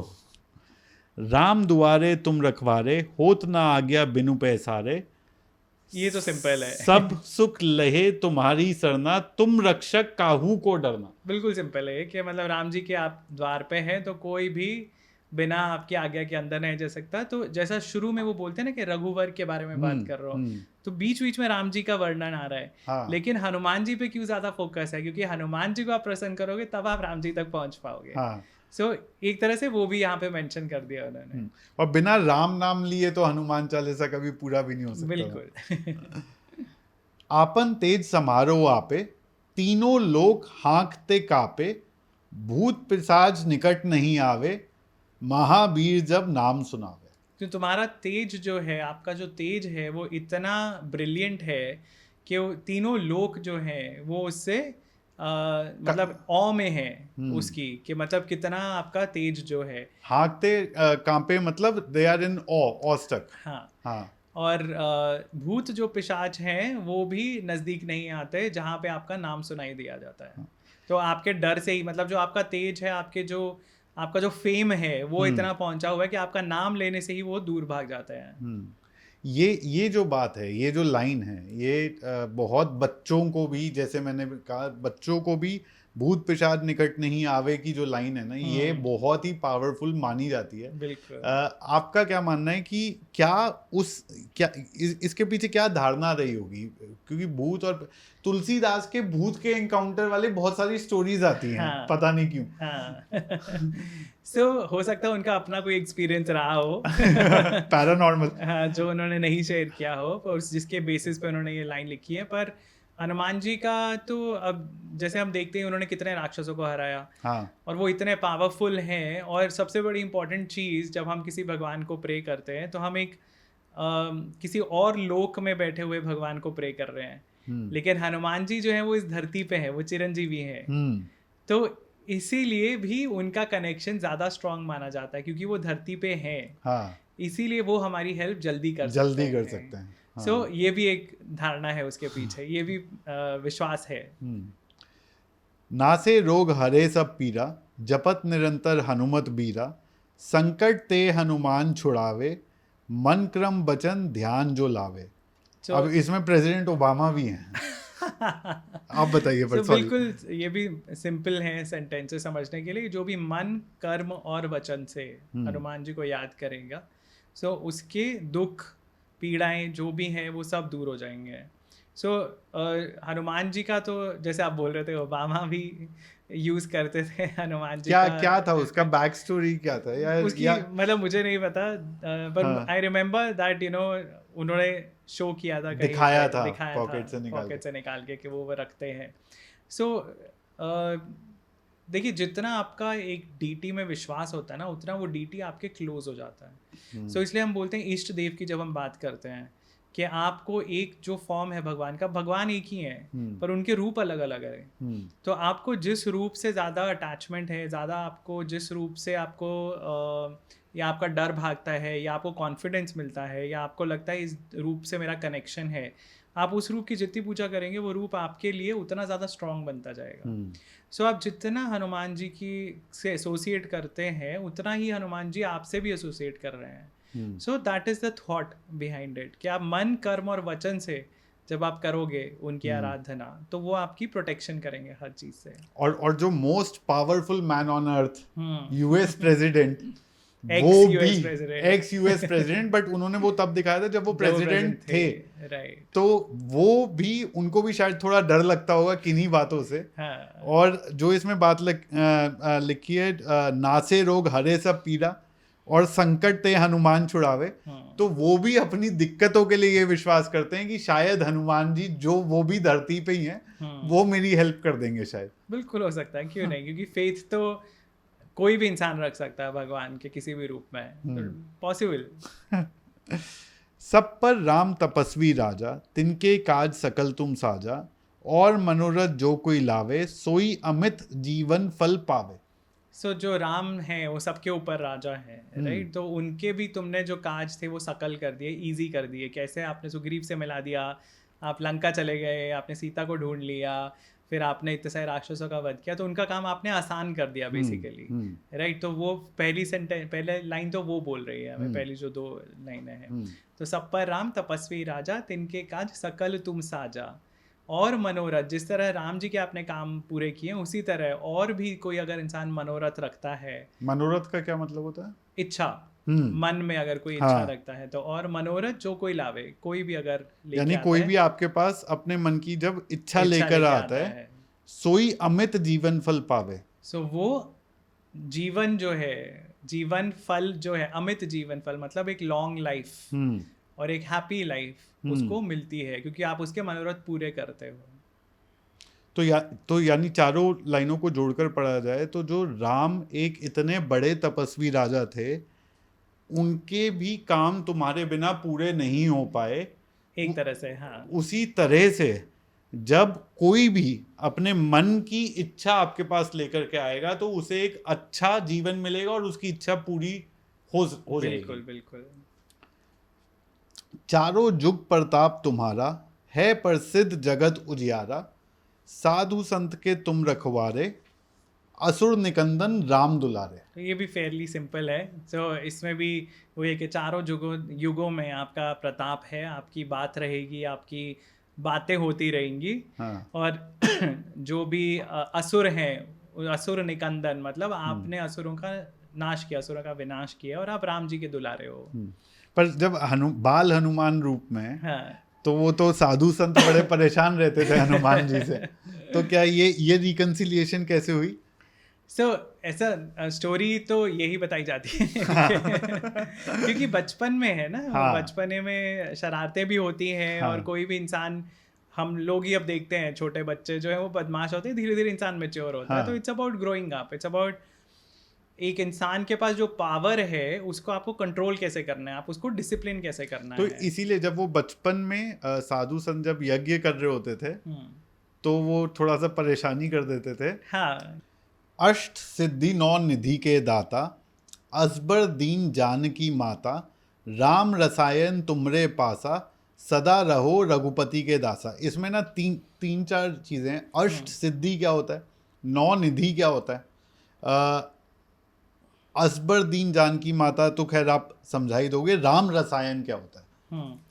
तो सिद्धियां, जैसे हमने पहले बात की थी कि अष्ट सिद्धि जो होती हैं मेन सिद्धियां होती हैं। कौन सी होती हैं? 8 मतलब इजीली अगर मैं एक्सप्लेन करूं तो जो होती हैं, एक साइज बड़ा करने की, साइज छोटा करने की, अपना वेट हल्का करने की, you can become light as a feather, अपना वेट बढ़ाने की। जैसे एक वो पैर रख दिया था जब हाँ, अंगद तो वो ने। इंसिडेंट आता है कि वो पैर रख दिया था और वो पाँव हटा नहीं पाए थे, तो वो हैवी करने की। हाँ। और एक और होती है जिसमें आप सामने वाले की मनोदशा समझ सकते हो, टेलीपैथी टाइप। टेलीपैथी तो नहीं, मतलब यू नॉट एक्सचेंजिंग थॉट्स, पर आप पढ़ सकते हो सामने वाले के थॉट्स। हाँ। और एक होती है जिसमें आप कंट्रोल कर सकते हो, मतलब इट्स कॉल्ड मैजिक, या it you some people call it dark magic, some people call it black magic, पर वो सब नहीं है। इट इज जेन्युइन सिद्धियां।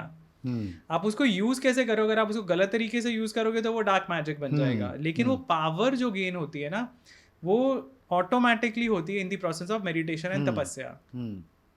अब इसमें वो कह रहे हैं कि सीता जी ने उन्हें वरदान दिया कि तुम किसी को प्रदान कर सकते हो अष्ट सिद्धि नवनिधि। काफी लोग इसको मिस इंटरप्रेट करते हैं, वो बोलते हैं कि सीता जी ने उनको अष्ट सिद्धि नवनिधि दी। नहीं, सीता जी को तो वो जब तक मिले उसके पहले वो ऑलरेडी यूज कर चुके अपनी सिद्धियां। उसके पहले ही हम देखते हैं कितने इंसिडेंट, जब वो लंका पहुंचते तभी वो सिद्धि अपनी यूज कर रहे हैं। सो सीता जी ने उनको नहीं दी थी, सीता जी ने उनको वरदान दिया था कि तुम किसी और को ये प्रदान कर सकते हो, चाहे उसने मेडिटेशन नहीं कर मतलब अगर तुम खुश हो तो तुम ट्रांसफर कर सकते हो ऐसी सिद्धियां किसी को। तो और 9 निधियां क्या होती हैं? निधि होते हैं रिचेस जो हैं आपकी, मतलब जो अच्छा। हाँ, तो नवनिधि पैसा हो गया, रंग स्वरूप हो गया, और राइट। सो जो नवनिधि है that is the riches, and ashta siddhi are these magical powers. तो ये सब जो है वो तुम प्रदान कर सकते हो। अच्छा, इसीलिए बोला कि दाता, कि तुम दे सकते हो ये किसी को, क्योंकि सीता जी से उनको वरदान मिला था। और सीता जी ने किस चीज से खुश होकर के ये वरदान दिया था? क्योंकि जो उन्होंने हेल्प की। अच्छा, तो वो मैसेंजर थे। सीता जी को जब एक्चुअली हनुमान जी पहुंचते हैं लंका, तो तब Ravana is at the edge of his patience. हाँ तो वो सीता जी को मिलता है और वो सीता जी को धमकाता है हनुमान के सामने, जब हनुमान छुपे होते हैं और वो डिस्पेयर में होती हैं सीता जी, डिस्पेयर में होती है। उस समय में मतलब रावण उनको धमकी देता है कि अगर तुम नहीं मानती हो, क्योंकि रावण को श्राप था, जैसा हमने पहले बात की, तो रावण को श्राप था, वो फोर्स तो नहीं कर सकता था खुद को सीता जी पे, बट उसको वो चाहता था कि वो खुद ही मान जाएं। पर वो मनाने के लिए उसने उनको लालच दिया, उसने बोला कि मैं तुम्हें मंदोदरी की जगह बिठा दूंगा, मैं तुम्हें रानी बना दूंगा तीनों लोगों की। जब वो नहीं मानी तो उसने डराना धमकाना शुरू किया, और तब उसने ये भी हनुमान जी के सामने जो डिस्कशन होता है उसमें ये भी बोलता है कि मैं तुम्हें मार के इनको राक्षसियों को खिला दूंगा। राइट, सो मतलब ऐसा, या ये राक्षसियां तुम्हें काट के खा जाएंगी। गुस्सा आया होगा हनुमान जी। सो सीता उस मॉर्टल फियर में है कि किसी भी टाइम मुझे मार सकते हैं, और उस टाइम में उन्होंने वो होप दी हनुमान ने उनको। तो वो मतलब बहुत बड़ी चीज होती है, होप कितनी इंपॉर्टेंट है लाइफ में, राइट। सो वही इसीलिए उनको वो वरदान दिया है। अजबर दीन जानकी माता, जानकी माता मतलब सीता जी की ने दी है, वो उसकी बात हो रही है। राम रसायन तुमरे पासा, सो राम तक पहुंचने का जो जरिया है वो तुम हो एक तरह से। सो रसायन होता है केमिकल, सो जो रसायन शास्त्र बोलते हैं केमिस्ट्री को। तो मतलब राम जी का जो एलिमेंट है वो तुम्हें पता है क्या है, फॉर्मूला क्या है वो तुम्हें पता है। तो राम रसायन तुम्हारे पासा, सदा रहो रघुपति के दासा। तो तुमरे भजन राम को पावे, जन्म जन्म के दुख बिसरावे, अंत काल रघुबरपुर जाई, जहाँ जन्म हरि भक्त काहे। तो पहली दो पंक्तियां जो हैं कि तुम जब भी भजन गाते हो तो वो राम के लिए होते हैं, और राम तक पहुंचते हैं। मतलब अच्छा, राम को पावे यानी कि आपके भजन राम तक पहुंच जाते हैं। जन्म जन्म के दुख बिसरावे, यानी कई जन्मों के जो आपके पाप हैं, जिस तरह से महाकुंभ में वो साफ हो जाते हैं, इसी तरह से राम नाम में भी आपके भजन में भी साफ हो जाते हैं। बिल्कुल। अंत काल रघुबरपुर जाई, इसका क्या मतलब हुआ? मतलब जब आपके सारे पाप धुल गए तो आप कहाँ जाओगे? तो फिर आप वैकुंठ पहुंच जाते हो। तो रघुवरपुर मतलब कहाँ वो रहते हैं, विष्णु जी कहाँ रहते हैं, रघुवरपुर। तो आप वैकुंठ पहुंच, ऐसा रामपुर टाइप है ना। अंत काल रघुबरपुर जाई, जहाँ जन्म हरि भक्त कराई। तो हरि के जो भक्त हैं, विष्णु जी के भक्त हैं, वो कहाँ पैदा होंगे? मरने के बाद आपको जो मोक्ष मिलेगा, तो you will be born in Vaikuntha. अच्छा, तो अंत काल यानी मरते समय रघुबरपुर जाई, यानी कि राम जी के घर बिल्कुल जाए, और जहाँ जन्म हरि भक्त का है, यानी कि जब दोबारा जन्म होगा तब मैं हरि भक्त बन जाऊं। मतलब उसका एक यही माना जाता है कि दोबारा जन्म नहीं होगा बेसिकली। आपकी जो लाइफ है अब वो आपकी मुक्ति हो गई है। तो अच्छा, तो जहां जन्म यानी उधर जब राम जी के घर पे जो जन्म हुआ आपकी मृत्यु के बाद, वो उधर मैं हरि भक्त कहलाऊं। या बन बिल्कुल जाऊं। बिल्कुल बिल्कुल। और देवता चित न धरई, हनुमत से ही सर्व सुख करई, संकट कटे मिटे सब पीरा, जो सुमिरे हनुमत बलबीरा। और देवता चित न धरई मतलब और किसी की मुझे सुध नहीं है, और किसी देवता की मैं पूजा भी नहीं कर रहा हूँ, सिर्फ मैं हनुमान को ही याद कर रहा हूँ। हनुमत से ही सर्व सुख करे, कि आप अपने आप में इतने संपूर्ण हैं कि मेरे तो सारे सुख आप ही की से आराधना से बिल्कुल पूरे हो जाएंगे। संकट कटे मिटे सब पीरा, जो सुमिरे हनुमत बलबीरा। बलबीरा का क्या मतलब हुआ? बलवीर, बलशाली। तो यानी कि जिन्होंने हनुमान जी को याद कर लिया तो सारे संकट और पीड़ा जो है कट जाएगी। बिल्कुल।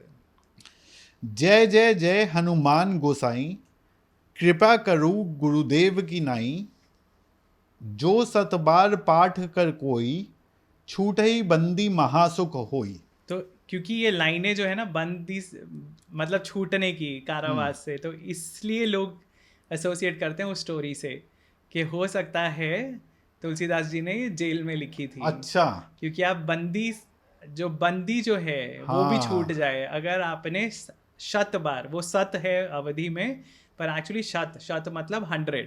तो अगर आप 100 टाइम्स इसका हनुमान चालीसा का पाठ कर लेते हो, तो आप बंदी अगर हो तो भी आप छूट जाओगे। तो ये क्योंकि यहाँ छूटे ही बंदी महासुख होई, तो वो बंदी से वो प्रिजन वाली हाँ स्टोरी। Story associated. तो ये हनुमान गोसाई का क्या मतलब होता है? गोसाई तो मतलब ऐसे बोलते हैं कि जो गुरु हैं हाँ उनको। अच्छा, सो जय जय जय हनुमान जो हमारे गुरु हैं, कृपा करो गुरुदेव की नाई। यानी हम पे जो गुरु कृपा करते हैं अपने शिष्यों पे, वो कृपा हम पे करो। जो 100 बार पाठ कर कोई, 100 मतलब शत, यानी 100 जिसने times। 100 बार हनुमान चालीसा पढ़ लिया वो बंधन से मुक्त हो जाएगा और सुखी हो जाएगा। जो प्रिजन है या मोक्ष की बात हो रही है यहाँ पर? तो दोनों हो सकती है, दोनों हो सकती है कि आपके जो इस जीवन का जो बंधन है उससे भी आप मुक्त हो सकते हो। हाँ सो वो एक फिजिकल कॉन्सेप्ट भी है और स्पिरिचुअल कॉन्सेप्ट भी है। 100 बार तो बहुत अचीवेबल नहीं है।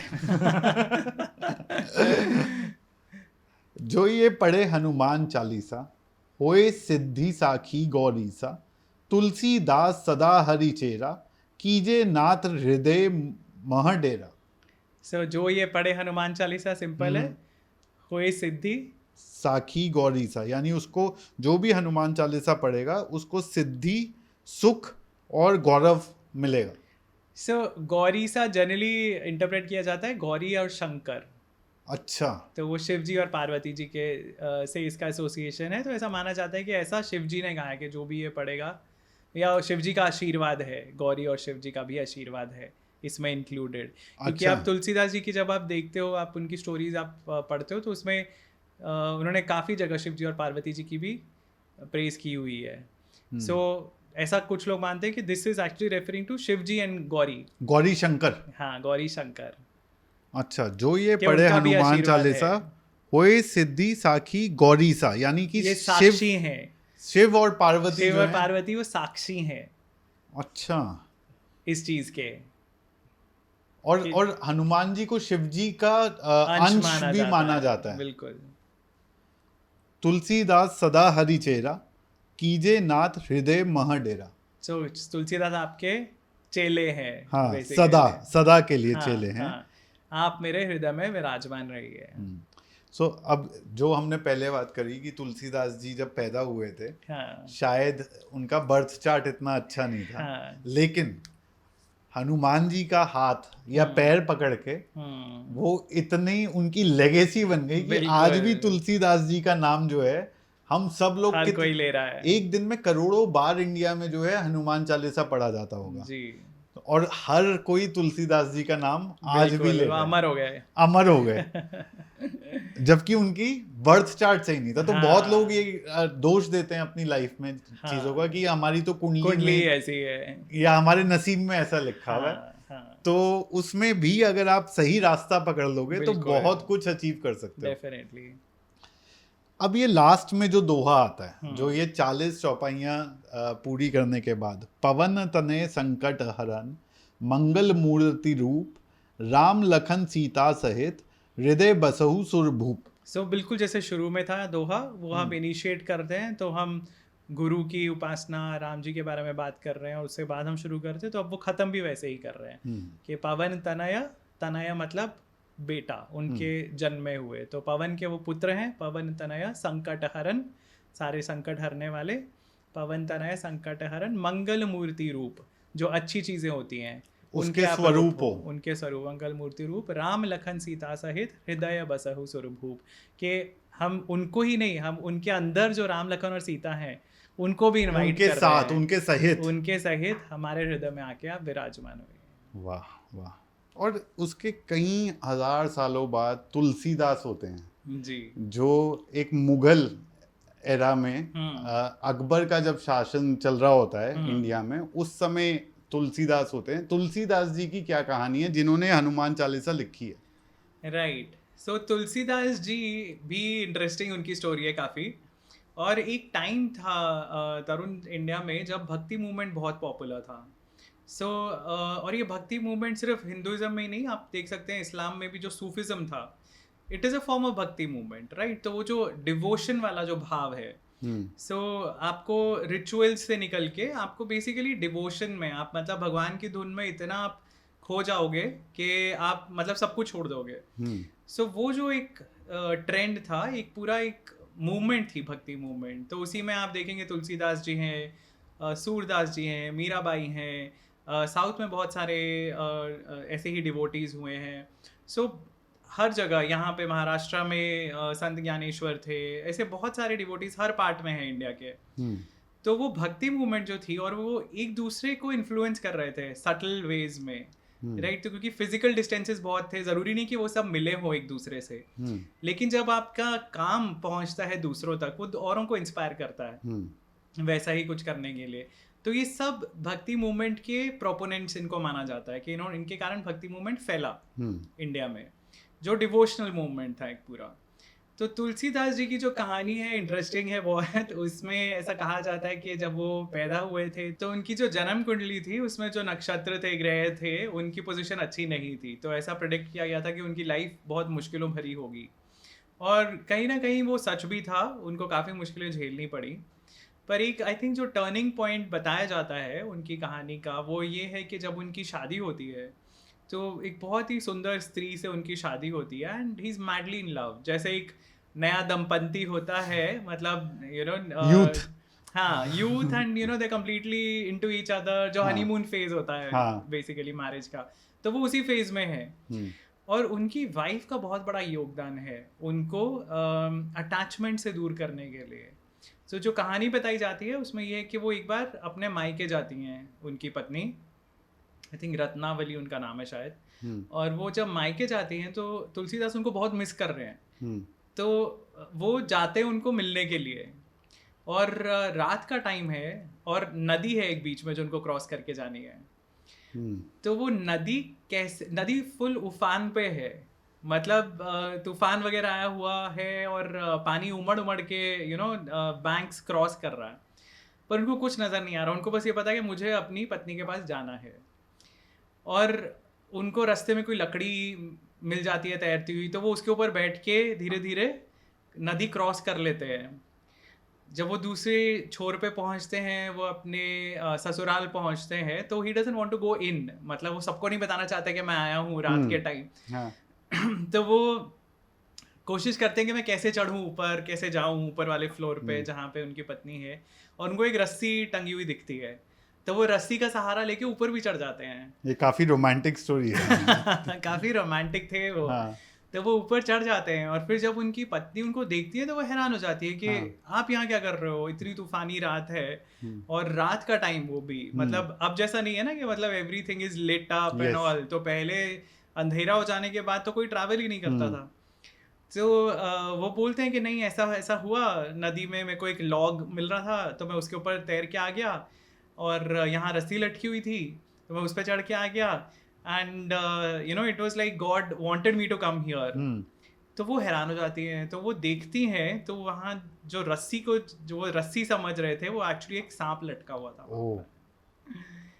तो वो अपनी धुन में इतने, और वो पानी में लॉग की जगह मगरमच्छ भी हो सकता है। पानी में वो जो लॉग था, जो स्टोरी आती है वो ऐसा बोलते हैं कि it was a dead body. May be somebody ड्राउन्ड something, क्योंकि फ्लड आया हुआ था। और पहले टाइम में ऐसा होता भी था कि तो या क्योंकि फ्लड था, नदी फुल वेग पे थी अपने, तो हो सकता कोई बह गया हो, but it was a dead body, जो उन्हें लगा कि ये लकड़ी है। क्योंकि उन्होंने कुछ देखा नहीं, वो इतने धुन में थे, अपनी पत्नी की धुन में, कि मुझे उस तक पहुंचना है। तो वो लॉक समझ के डेड बॉडी पे चढ़ के आए, और रस्सी समझ के सांप का सहारा लेके ऊपर चढ़े, और उन्हें कुछ पता नहीं चला। सो वो उनकी जो पत्नी है रत्नावली, वो उनको समझाती है कि देखो, अगर तुमने इतना ध्यान या इतनी तन्मयता से अगर तुमने भगवान को याद किया होता, तो आज तुम्हें भगवान मिल गए होता है।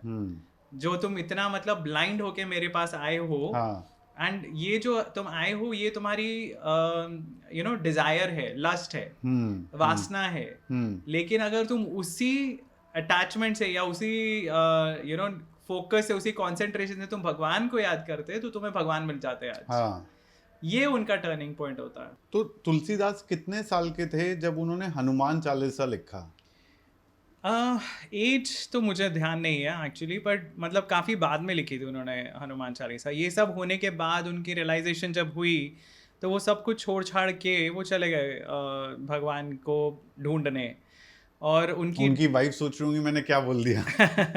हाँ। पर हो सकता है, देखिए निमित्त होता है एक, राइट, एक कैटलिस्ट होता है आपकी लाइफ में। हर कोई ना कोई इंसान ऐसा ज़रूर आता है, अगर आपको स्पिरिचुअलिटी के रास्ते पे चलना है, कोई ना कोई आपको उस रास्ते का वो रास्ता आपको दिखाएगा पहले। कोई इंसिडेंट होगा, कोई कभी कभी कोई मिसहैप हो जाती है और समथिंग, या कोई आपके परिवार का, आपके दोस्तों में कोई ऐसा इंसान होगा जो आपको उस रास्ते की तरफ लेके जाएगा।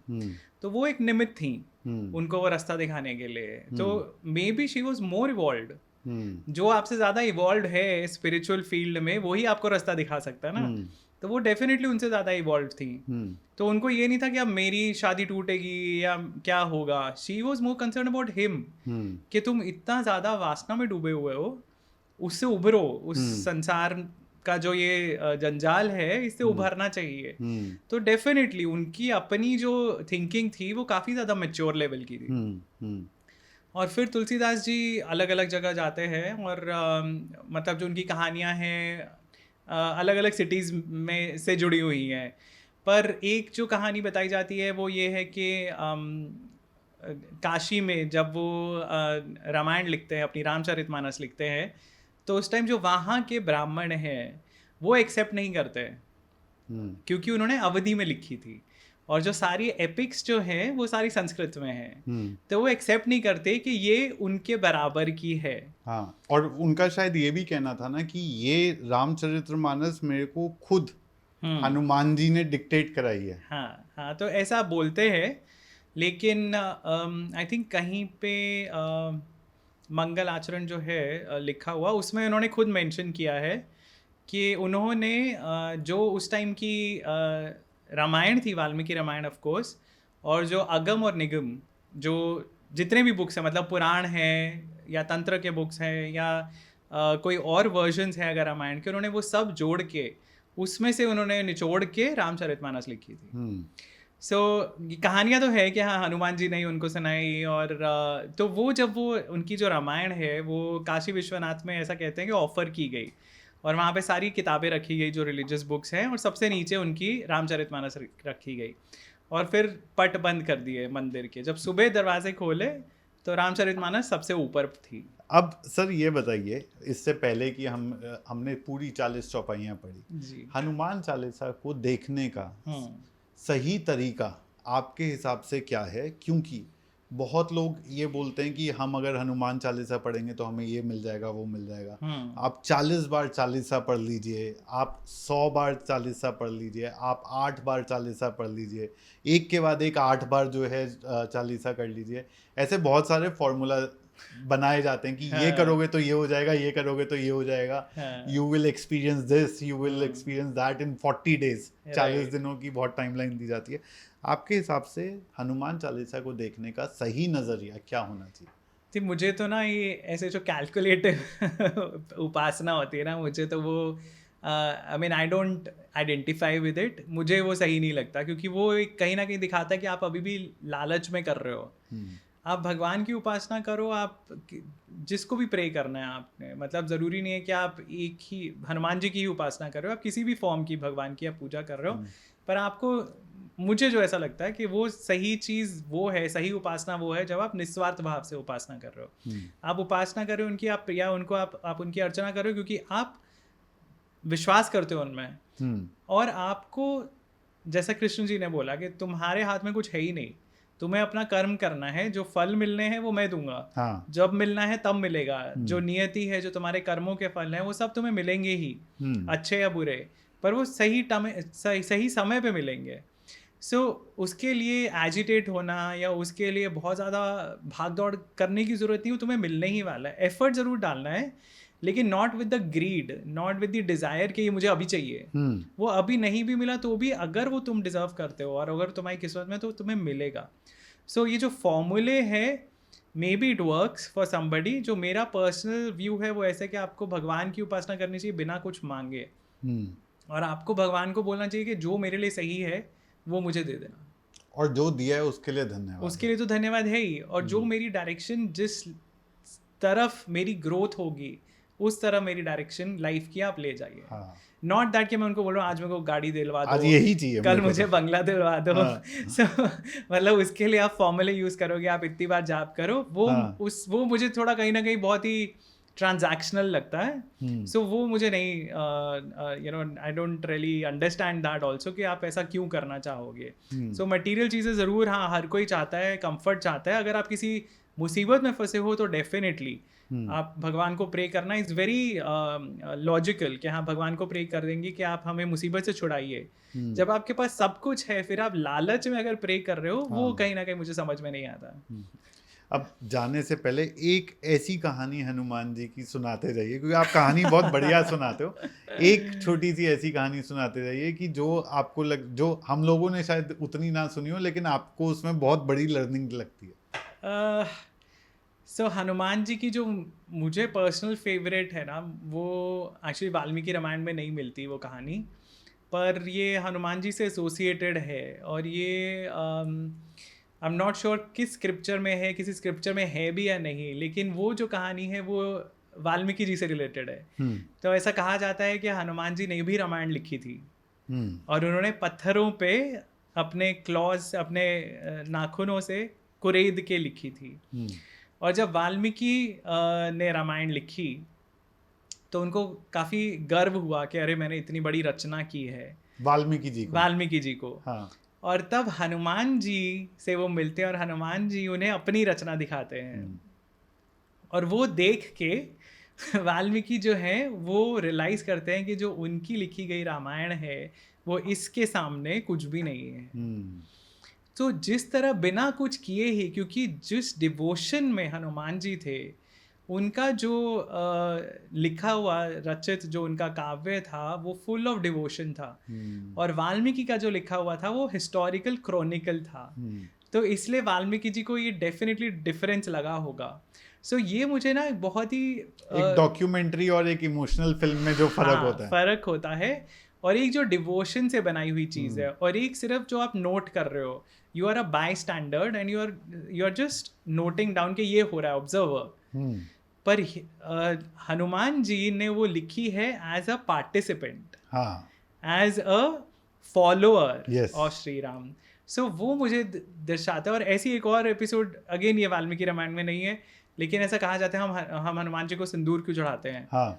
तो वो उसकी स्टोरी यही है कि ऐसा कहते हैं कि उन्होंने एक बार देखा सीता जी को सिंदूर लगाते हुए, और वो पूछते हैं कि आप क्यों लगा रही हो, तो वो बोलते हैं कि ये देख के राम प्रसन्न होते हैं। तो उन्होंने बोला अच्छा ये प्रभु को खुश करने के लिए आप लगाते हो, तो उन्होंने अपनी पूरी बॉडी में लगा दिया। सो वो जो इनोसेंस है ना, और वो जो प्यार है, जो भक्ति है भगवान के लिए, आई थिंक वो उनका सबसे बड़ा प्लस पॉइंट है, और सबसे ज़्यादा हाईलाइट जो है उनकी पर्सनालिटी का वो लगता है मुझे।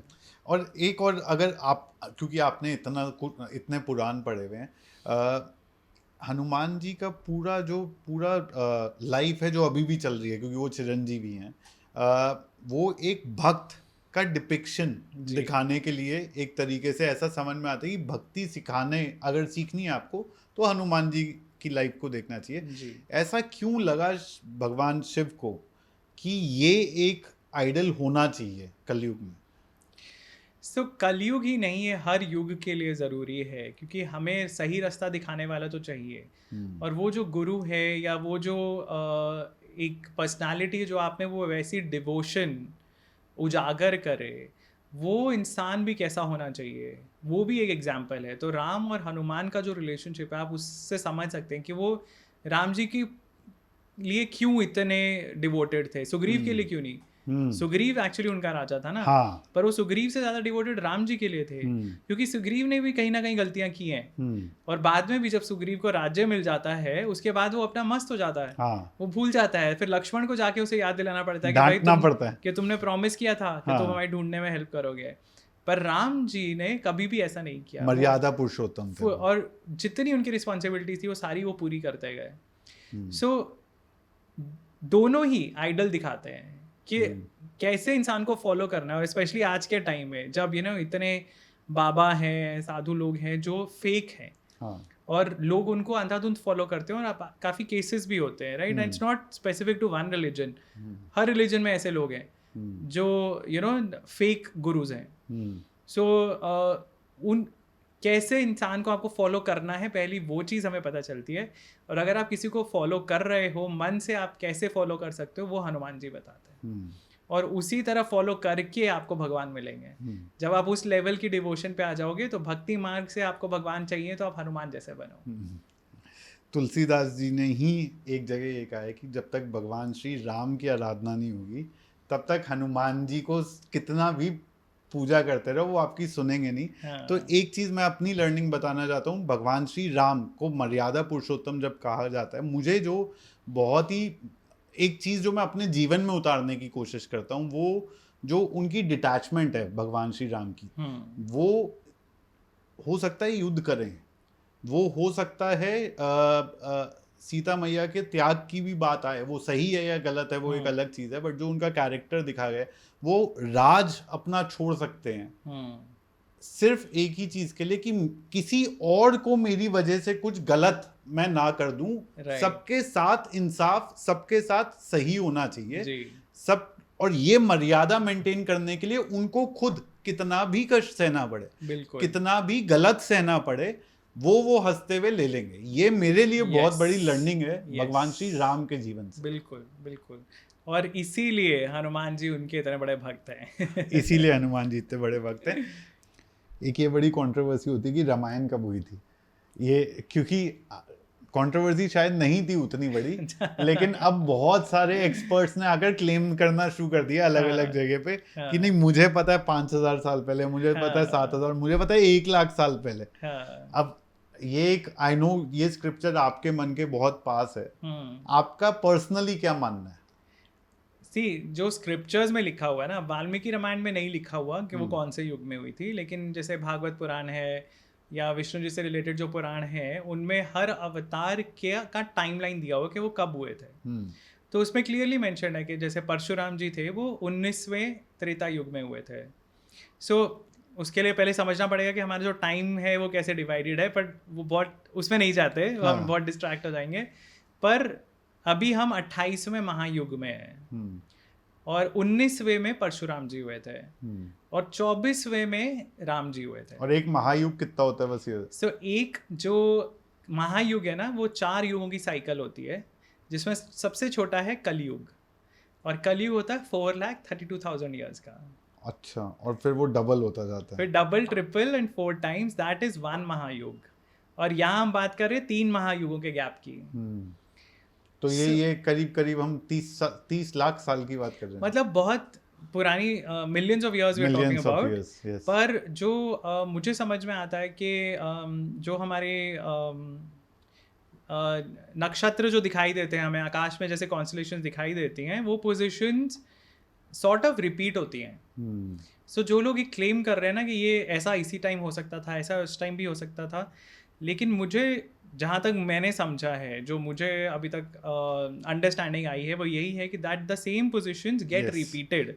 तो वो एकदम से नहीं रिपीट होती, but there is a phenomena called precession. Precession of equinoxes होता है कि अर्थ अपनी एक्सिस पे घूम रही है, तो जैसे वो घूमती है तो वो सिचुएशंस रिपीट होंगी कभी ना कभी। सो ज़रूरी नहीं है कि वो उसी टाइम हुआ हो सकता है जब वो पोजीशंस पहली बार हुई थी, उसके पहले हुई थी, तब हुआ हो। तो जैसे मैंने इस सब्जेक्ट के बारे में थोड़ा रिसर्च करा, प्लानिटेरियम सॉफ्टवेयर जो नासा का है, उसके हिसाब से जो ग्रहों की स्थिति बताई हुई है जब भगवान श्री राम पैदा हुए थे, वो लास्ट टाइम हुई थी 5132 बीसी में जी। लेकिन उससे पहले वो 1 लाख बीसी में भी हुई थी, और शायद उससे पहले भी हुई होगी। तो यू आर राइट, एग्जैक्टली। सो मेरा जो लॉजिक है समझने का वो वही है। अब उसमें काफ़ी लोग बोलते हैं अरे बट मॉडर्न ह्यूमंस तो बहुत लेट आए, बहुत बाद में आए। सो आई फील एक तो जो युगों की थियोरी है वो भी हमें क्लियरली अभी नहीं समझ में आई है। Maybe the durations are a little different. पर दूसरी जो चीज़ है वो ये है कि अर्थ की जो हिस्ट्री है, आप सोचिए 4.5 बिलियन ईयर्स की हिस्ट्री है। yes. और ह्यूमैनिटी को हम मानते हैं कि वो 60,000 70,000 साल पहले ह्यूमंस बने हैं, तो तब तक क्या हो रहा था? ये अपने आप में एक बहुत इंटरेस्टिंग आर्कियोलॉजिकल डिबेट है एक्चुअली, क्योंकि हमें मिलता नहीं है प्रूफ, तो हम सोचते हैं इससे पहले नहीं होंगे। बिल्कुल। लेकिन इसमें बहुत सारे थ्योरीज विद सो पहले क्या होता था, हम सोचते थे कि ह्यूमंस आर सिविलाइजेशन 7-8 हज़ार साल पहले है, फिर हमें कुछ और मिला, 15,000 16,000 माना जाने लगा, अब 60,000 साल पहले माना जा रहा है। मॉडर्न ह्यूमंस, मतलब Modern सिविलाइजेशन तो ठीक है धीरे धीरे हाँ। डेवलप होती है, पर मॉडर्न ह्यूमंस जैसा बोलते हैं, मतलब 70,000 80,000 ईयर्स अगो हाँ। अफ्रीका में होमोसेपियंस फर्स्ट टाइम मिलते हैं। लेकिन ये आर्कियोलॉजी इज डिपेंडेंट ऑन आपने क्या ढूंढा है। हाँ। कितना कुछ और अभी दबा हुआ है वो आपको नहीं पता ना। हाँ, अभी और वो सरवाइव भी नहीं करता, एक टाइम के हाँ। बाद कुछ भी सरवाइव शायद नहीं करेगा। नहीं करता, बट काफ़ी चीज़ें तो हमने डिग ही नहीं किया। अब इंडिया में Yes. तो आर्कियोलॉजी बहुत ही लिमिटेड लोकेशंस पे एक्चुअली हुई है। अब आप हाँ। देखिए रिसेंट जो डेवलपमेंट्स हैं कि अब तमिलनाडु में 3400 BC के आसपास के टूल्स मिले आयरन के, जबकि पूरी दुनिया में ऐसा माना जाता था कि सबसे पुराना जो आयरन एज सबसे पहले जो शुरू हुई थी that was around 1200 BC। Yes, और वो भी सुमेरिया या कहीं पे मिडिल ईस्ट 1200 BC था या एडी था? BC। हाँ। सो अब ये जो मिल रहे हैं, और उसी and that was one of the reasons जो हमारी जो पूरी डेटिंग है ना, हमारी हिस्ट्री एक तो पूरी फ्लॉड भी है। फ्लॉड क्या, वो Imaginary timelines है वो डोमिनेंस के लिए कुछ वेस्टर्न डोमिनेंस के हिसाब से। बिल्कुल। तो वो जो अब ऋग्वेद का डेटिंग वो बोलते हैं कि ऋग्वेद में क्योंकि आयरन की बात की हुई है तो ये 1500 BC का हो सकता है, क्योंकि उसके पहले तो कॉपर यूज होता था।